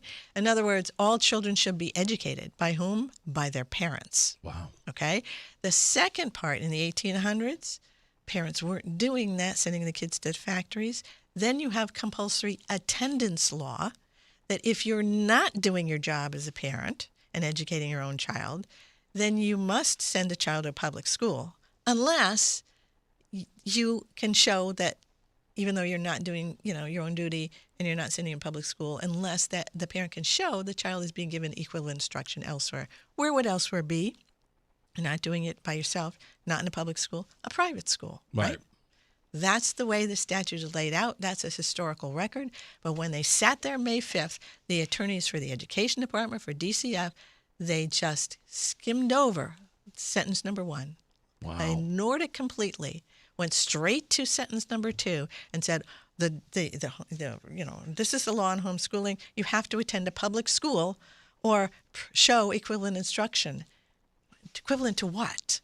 There's no definition of that. Equivalent to the failing public school? The equivalent to the kids who can't read and write when they graduate? Equivalent to what? Wow. Deborah, we got to leave it there, but I really appreciate you coming in, and thank you for staying for an extended time. We will have you back, of course, as this goes forward. Sure. Okay? Thank you so much. Thank you. Folks, Deborah Stevenson, you can definitely check her out. In fact, I'll give all of her information in a minute because we got to go to weather and traffic. Mark Christopher, he's in the BPS Lawyers Traffic Center. Hey, Mark. All right, Reese, thank you very much. We are dealing with that crash in Cromwell, and it is still down there just prior to exit 27. The right and center lanes are blocked. Stay to the left there. Delays are approaching exit 31 behind that. If you are traveling into Hartford, westbound 84 is tied up approaching the Boca Bridge out to 44 Prospect. Oakwood 84 eastbound is locked up about a half mile before 46th Avenue into the tunnel. 91 southbound slowing by 35, again 33 down to 32 A and B. More slow traffic, 27 down to 28 on the Hartford Weather Shield line. Another bump down by 23 West Street and Rocky Hill. If you are heading Route 2 westbound, delays 1D up to the 84 West merge. 291 eastbound slowing I-91 over to the Bissell Bridge. 9 northbound into Middletown slows Harbor Park to the Aragoni Bridge. And 9 northbound again slowing from 32 in Berlin up to 34 New Britain. Westbound 84 slowing in Cheshire 26 to the Mixmaster. 84 eastbound, you've got delays now from exit 18 up to the Mixmaster in Waterbury. Southbound Parkway delays as you approach exit 52 in Hamden. There's an accident southbound of the Parkway just after exit 50. Northbound Parkway slowing approaching 46 up to the accident site in Hamden. Traffic and weather together on the 8th WTIC News Talk 1080. WTIC weather. The rest of the day will keep some of the clouds passing through, coming down from a high in the mid-40s. Tonight will be mainly cloudy, and we will have the chance for some freezing fog late, a low of 27. Watch out for that freezing fog tomorrow morning, but otherwise tomorrow is a cooler day with rain and drizzle continuing, a high of 41. And we go into Friday, there'll be some periods of rain in the morning. Otherwise, it's a cloudy day, a high of 39. This is meteorologist Melissa Constanzer in the WTIC Weather Center. There's a lot happening in Washington and in your local neighborhood. Follow WTIC News Talk 1080 on the Odyssey app to keep up with the latest. And now, a WTIC News Update. 5:30, good afternoon. I'm John Silva, WTIC 1080 News. Body of a man was found in the water near boating docks in Norwalk today. Police were alerted to the discovery shortly after 9 on Water Street. They say the person was already dead by the time they were discovered. There's no word on the person's identity or an exact cause of death. Advocates for education funding turned out in droves at the state capitol today. They were on hand for an education committee public hearing to lobby lawmakers to increase the education cost-sharing grant for cities and towns. It's been flat funded for the last 13 years. Democrats are in favor. Republicans also for additional funding, but they're also leery about increasing property taxes. Icy mix made for a mess on the roads this morning. Freezing rain and wintry precipitation caused a number of crashes and road closures. No reports of any serious injuries. One of those crashes involved a DOT truck in Southington on Interstate 84, and we get to do it all over again tomorrow night into Friday morning. U.S. and Israel campaign against Iran continues into a fifth day. The Senate, due to take up a War Powers Act, largely symbolic, and it most likely will fail. And White House Press Secretary Caroline Leavitt addressed reports that a girls' school was struck during a bombing campaign. Is investigating this matter, and I would just tell you very strongly the United States of America does not target civilians, unlike the rogue Iranian regime that targets civilians, that kills children, that has killed thousands of their own people in the past several weeks. Small group of protesters turned out in Hartford to denounce recent police shootings today. 2 men have died in the last 2 weeks. Their families say both were experiencing mental health crises at the time. The state inspector general is investigating both shooting incidents.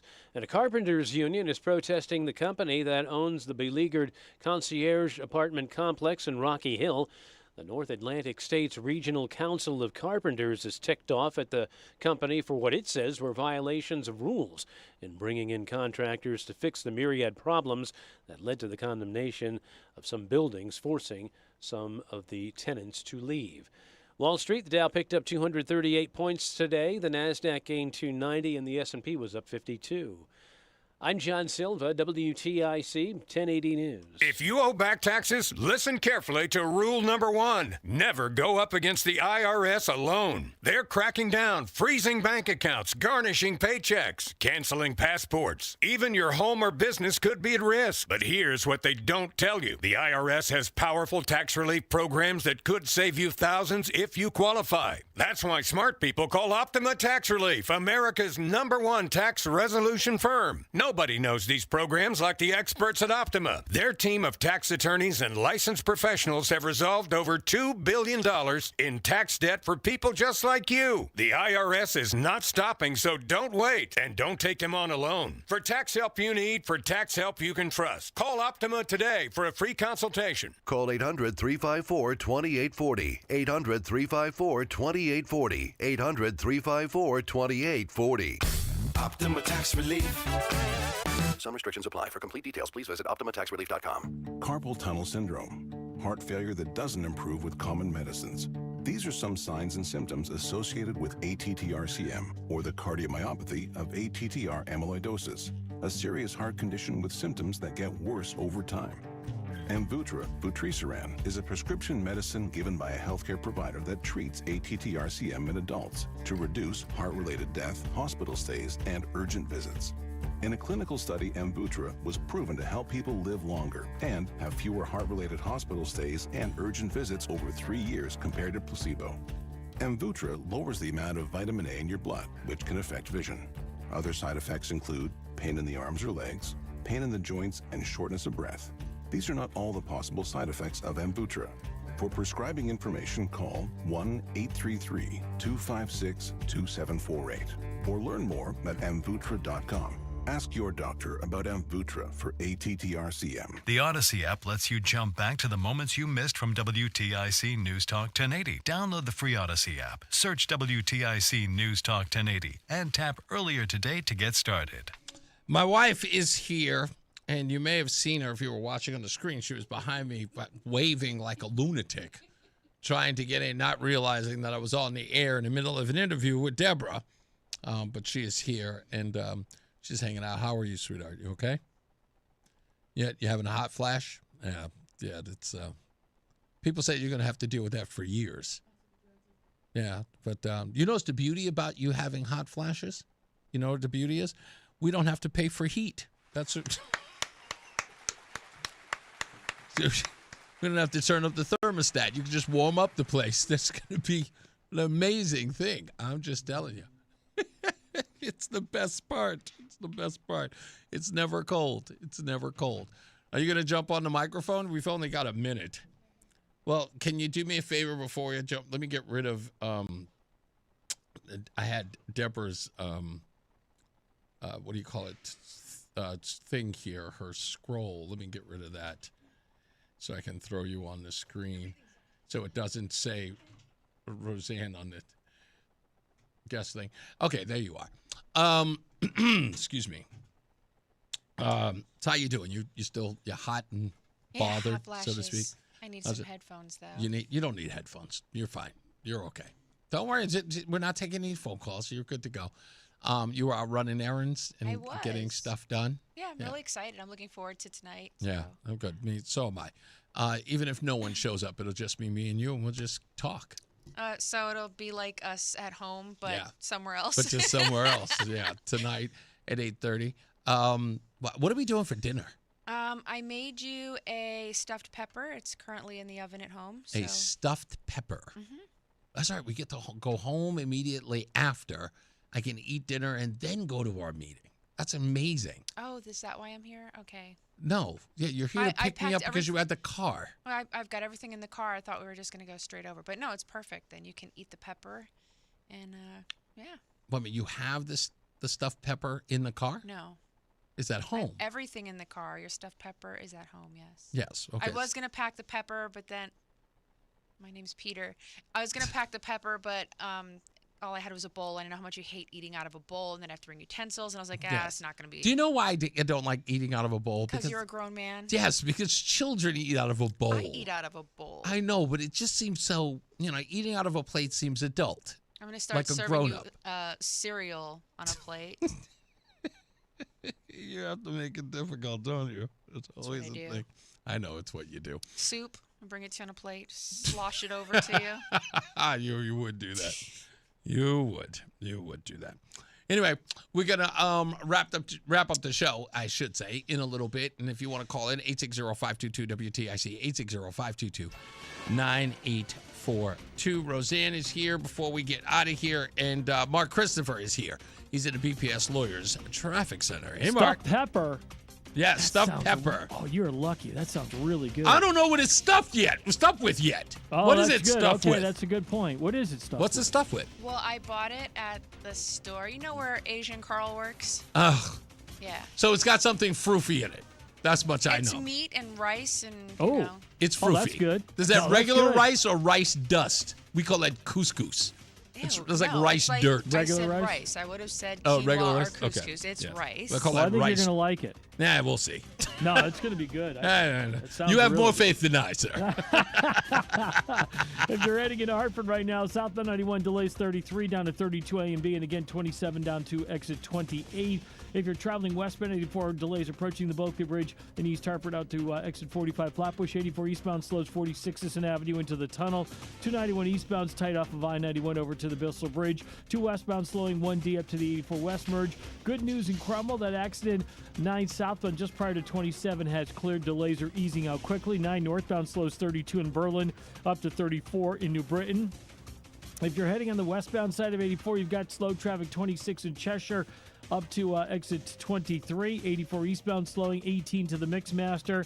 And if you are heading on the Parkway, we have a 3-vehicle crash northbound on the Parkway between exit 46 and 50. The right lane is shut down there, so you'll see delays approaching exit 46 behind that. And southbound on the Parkway, delays from 52 down to the accident scene. And we have a problem out in Mansfield this afternoon. Route 32 is shut down between Depot Road and South Eagleville Road. Emergency road work going on there. Traffic and weather together on the 8's WTIC News Talk 1080. WTIC weather. As we head through the rest of tonight, we are expecting at least a little bit of low clouds to develop, so some areas of freezing fog late. Otherwise, it stays mainly cloudy and a low of 27. Tomorrow, we will be cooler with occasional rain and drizzle, a high of 41. Getting into tomorrow night, the rain comes with it and some heavy rain at times, so watch out for some puddling and ponding on roadways. That could be tricky to get around as we head into Friday, a low of 33. The periods of rain continue into Friday morning, so a slow morning commute there for us. Otherwise, it's a cloudy afternoon with a high of 39. The weekend is warmer. Cloudy day on Saturday with a high of 50. Sunday, after cloudy start, the sun returns, a high of 57. Right now it's 47 in Bristol, 47 in Manchester, and 52 in Hartford. This is meteorologist Melissa Constanzer in the WTIC Weather Center. Hi, Eric Hogarth with Money Wisdom. Tune in this week, and as we discuss practical strategies to grow your portfolio, we also have a few updates on the market. Tune in on Money Wisdom, TIC News Talk 1080. Hair Volume from New Nordic will make your hair look thick and healthy. Available as a tablet or delicious gummy. Hair Volume is available online at Amazon and at newnordicusa.com or in the hair care aisle at your local CVS. Coverage varies by plan, view contracts and exclusions at endurancewarranty.com. Auto repair bills are through the roof. $3,000 to replace the transmission, $4,000 for a blown engine. And if your manufacturer's warranty is expired, you'll have to cover it all out of pocket. You need an Endurance Auto Protection Plan. No matter what the mileage, if your car is under 20 years old, Endurance can get you covered on the engine, electrical system, transmission, AC, drivetrain, and more. Endurance has plans for any budget. Repairs can be done at the certified mechanic of your choice, and they're paid directly with no middleman. Plans cover 24/7 roadside assistance, towing, battery jumps, fuel deliveries, tire changes, lockout services, and a 30-day money-back guarantee. Act now and get our elite benefits, including complete tire care and key fob replacement. A $2,000 value at no extra cost. With Endurance, you could never pay for covered auto repairs again, so call now for your free quote. Call 800-253-6203. 800-253-6203. 800-253-6203. This is an important notice to all U.S. taxpayers. The IRS is giving away billions of dollars in tax savings through a federal program called the Fresh Start Initiative to aid delinquent taxpayers. This initiative was established for anyone facing financial hardship and unable to pay their back taxes. Qualifying and enrolling in this program will stop all collections, settle your delinquent tax problem, and even reduce what you owe by thousands of dollars. Call the hotline at People's Tax Relief to see if you qualify and get this free information by dialing 800-458-9469. If you have unfiled tax returns or cannot afford to pay your personal or business back taxes, you can now get the help you need. One simple phone call can resolve your tax problem and save you thousands of dollars. To see if you qualify and to get this important free information, call 800-458-9469. 800-458-9469. 800-458-9469. What's up, everybody? You know who it is. You know who it is. You know who it is. It's Reese on the Radio. Frederick Douglass of the 21st century. It's WTIC News Talk 1080. Butterfly in the sky, I can go twice as high. Take a look, it's in a book. You think you're funny? Rainbow. I can go anywhere. Let's get it on. Friends to know and ways to grow. I'm doing the DMX version of it. What? You gotta bark. Yeah. Thank you for that. Roland is making fun of my Reading Rambo t-shirt today. I need to say this because, again, this is, again, if you've lived in a ridiculous bubble, you're really not going to think outside the box here. So let me help somebody who sent a text to me. It's talking about increasing funding at DCF. Now, I want you to pay attention to how stupid that is. listen to me closely. This makes sense. You have a plumber who you have hired to come to your house. The plumber will charge you $200 to service your leak or whatever it is. Please explain to me that if the plumber says it's going to take 2 days to fix, how throwing more money at it makes it better. Just tell me, does the plumber need more money to make the process go faster? If he needs 2 days to fix it and he gives you a fee, do you look at the fee and go, $200 in 2 days? That's $100 a day. What if I give you $400? Do you think that the problem will be fixed faster? No. No. Because, here's why. It's the same plumber. Okay? It's the same plumber. How do you get it to happen faster? Well, there are other ways. You actually go out and you find a plumber who can do it faster. You might get a plumber who says, I can do it in a day and a half. You might even get lucky to say, I can do it in a day and a quarter. But guess what? It has nothing to do with throwing more money at it. Money doesn't solve a thing.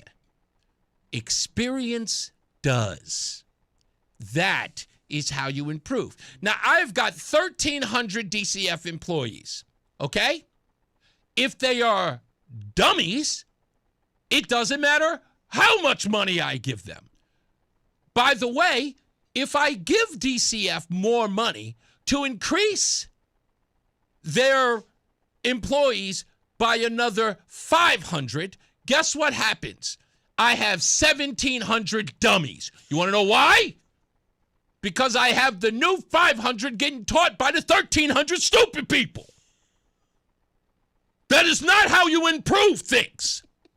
Do you not get this?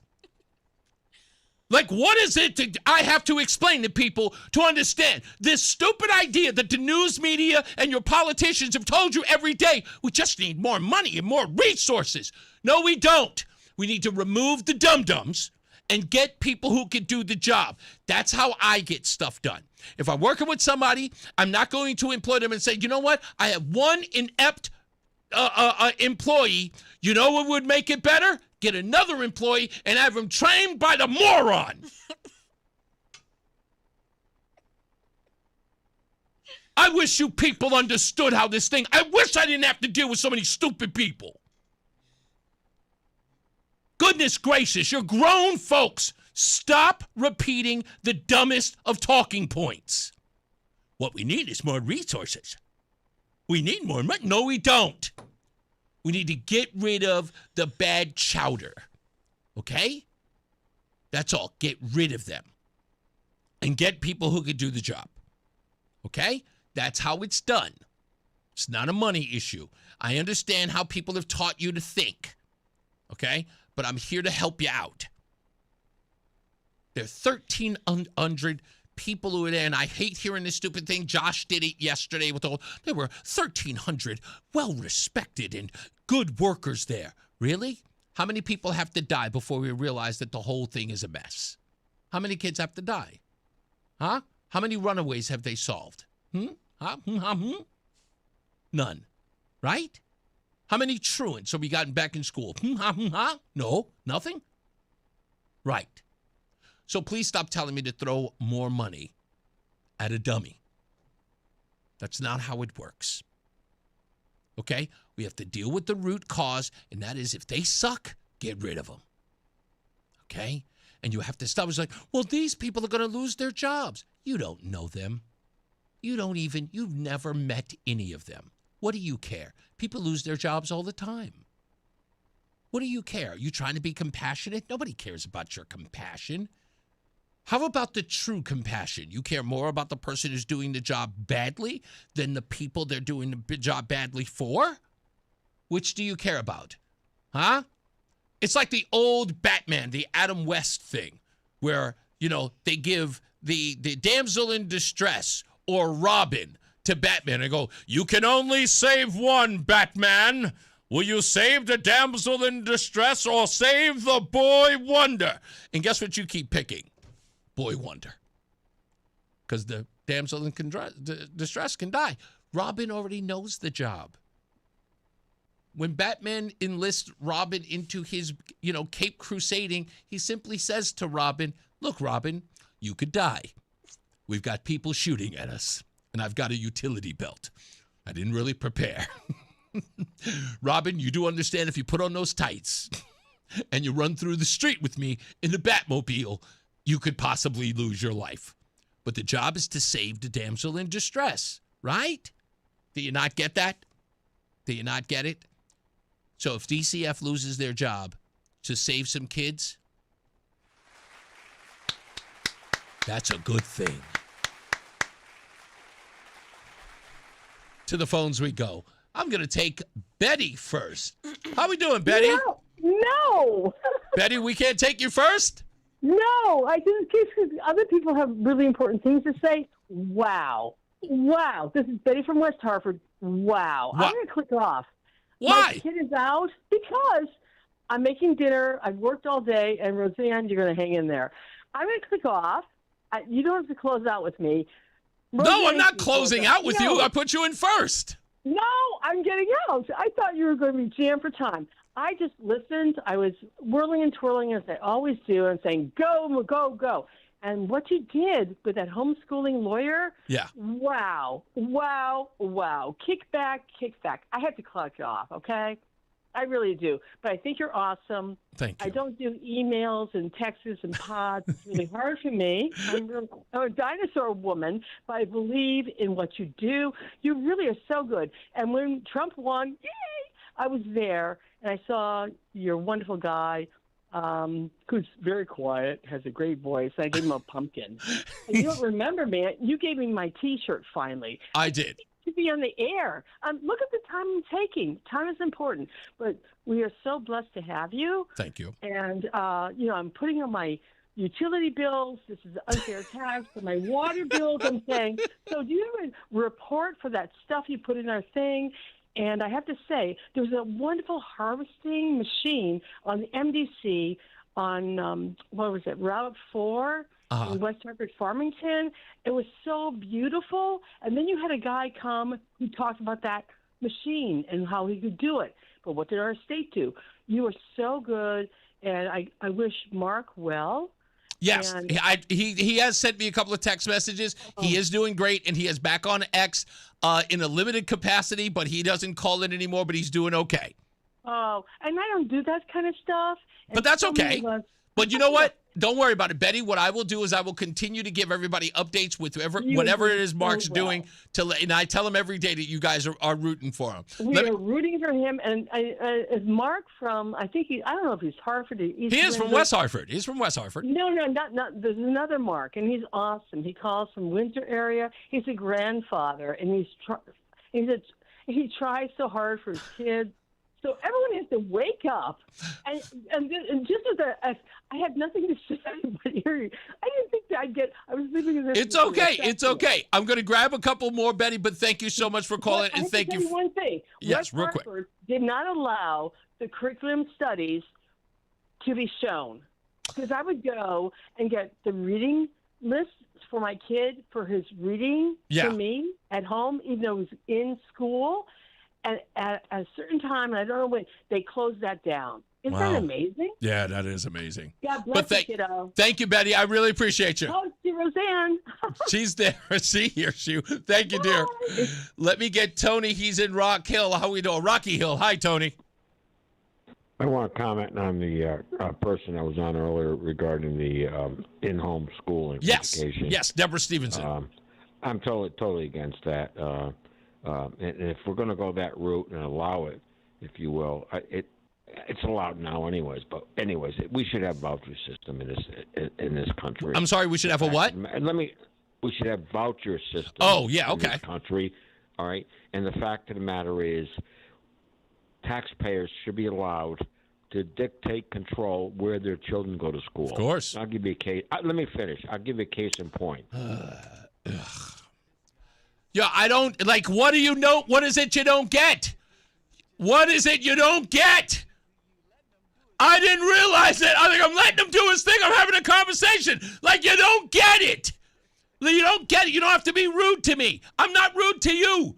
I'm letting you burn. Like, this dude, like, not get it? Let me finish. Get your own show. Yeah, I'm like, get out of here. Hello, Ryan. You're my last but not least. What's up, buddy? Oh, my God, that was amazing. Yes. I wasted half my day listening. I testified for that House or Senate Bill 319, the electric leaf blowers. And I got to tell you, that was the most frustrating day I've had in a long time. Poor guy. A lot of people.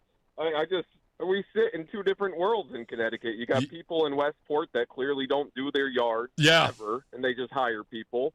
And they really are for this electric thing. I think they just want to copy California so they could sip wine with that kind of class of people, while the rest of us are going to have to, pay more in electric bills and get rid of our gas leaf blowers. It's right, exactly. Wild to me that's even on the agenda. Wild. And then, what's so crazy is that's the one thing that no one seems to get. Like, how do you not make the connection with the electric leaf blower and Eversource? And then you're sitting up there making an argument to say, yeah, you are paying some extra money with that public benefits charge. Let's make that count. Let's make that amount even higher by removing your electric leaf blower. No, it's you wouldn't believe how many people from Westport, Ridgefield, all these nice places that are really for it too. They're never going to stop these people. They're like cockroaches. Yeah, you're 100% right. They're never going to stop. Again, like I said, it's going to take a little, bit by bit thing to go on, but they'll figure it out someday. They'll figure it out. Thank you. Absolutely. Thank you, Ryan. I appreciate you, buddy. Later, bro. Later. So that's it, Roseanne. Wait, we're going home so I can eat the stuffed. What kind of meat is it? Is it beef? It's beef. Okay, so it's beef with rice and some seasoning. Okay, inside of a pepper. Just a small little pepper. Well, if I'm that's going to be small. hungry in 20 minutes. No, I that, promise you won't. It has a lot of meat. Substantial. Oh, it's substantial. Yeah, I never knew what stuff. We do stuffed peppers in New Orleans. Oh, do you? When I came up here, they said they were making stuffed peppers. I got all excited. Then when I got there, I wish I could hear what was going on. When I got there, I realized it was just rice and ground beef. I was like, what? This is not stuffed peppers. What did you think a stuffed pepper was? The only stuffed pepper I ever known is crab, shrimp, like all mixed up together into like a seafood type of soiree, and they bake the bell pepper so it's nice and soft. And they put that inside, and you could just literally with your fork press down. The pepper comes off with the seafood stuffing, and it's amazing. I already hate it. Anyway. That's a lot of complex flavors for Reese's. Yeah. You confused. You lost me at gumbo. As I always say, radio is free, so we thank you for paying attention. Remember to keep JC in your hearts and in your mind. Sean Patrick, we love you and we miss you. Remember that panic is not planning, so plan your work and work your plan. Me, I'm Reese on the radio. She's Roseanne on the radio. I'll say goodnight, Roseanne. Good night, Roseanne. Roseanne is going to be back on Friday, and Mark Christopher is here. He's in the BPS Lawyers Traffic Center. Good night, sir. Hey, good night, Reese. Enjoy that pepper. If you're heading into Hartford right now, southbound side of 91, you got delays from 33 down to 32 A and B. Again, a little tight moving by 23 West Street and Rocky Hill. Westbound 84 slowing, approaching the Boakley Bridge out to 45 Flatbush. Eastbound 84 looks good now into downtown Hartford. If you are traveling into Middletown right now, 9 southbound sluggish.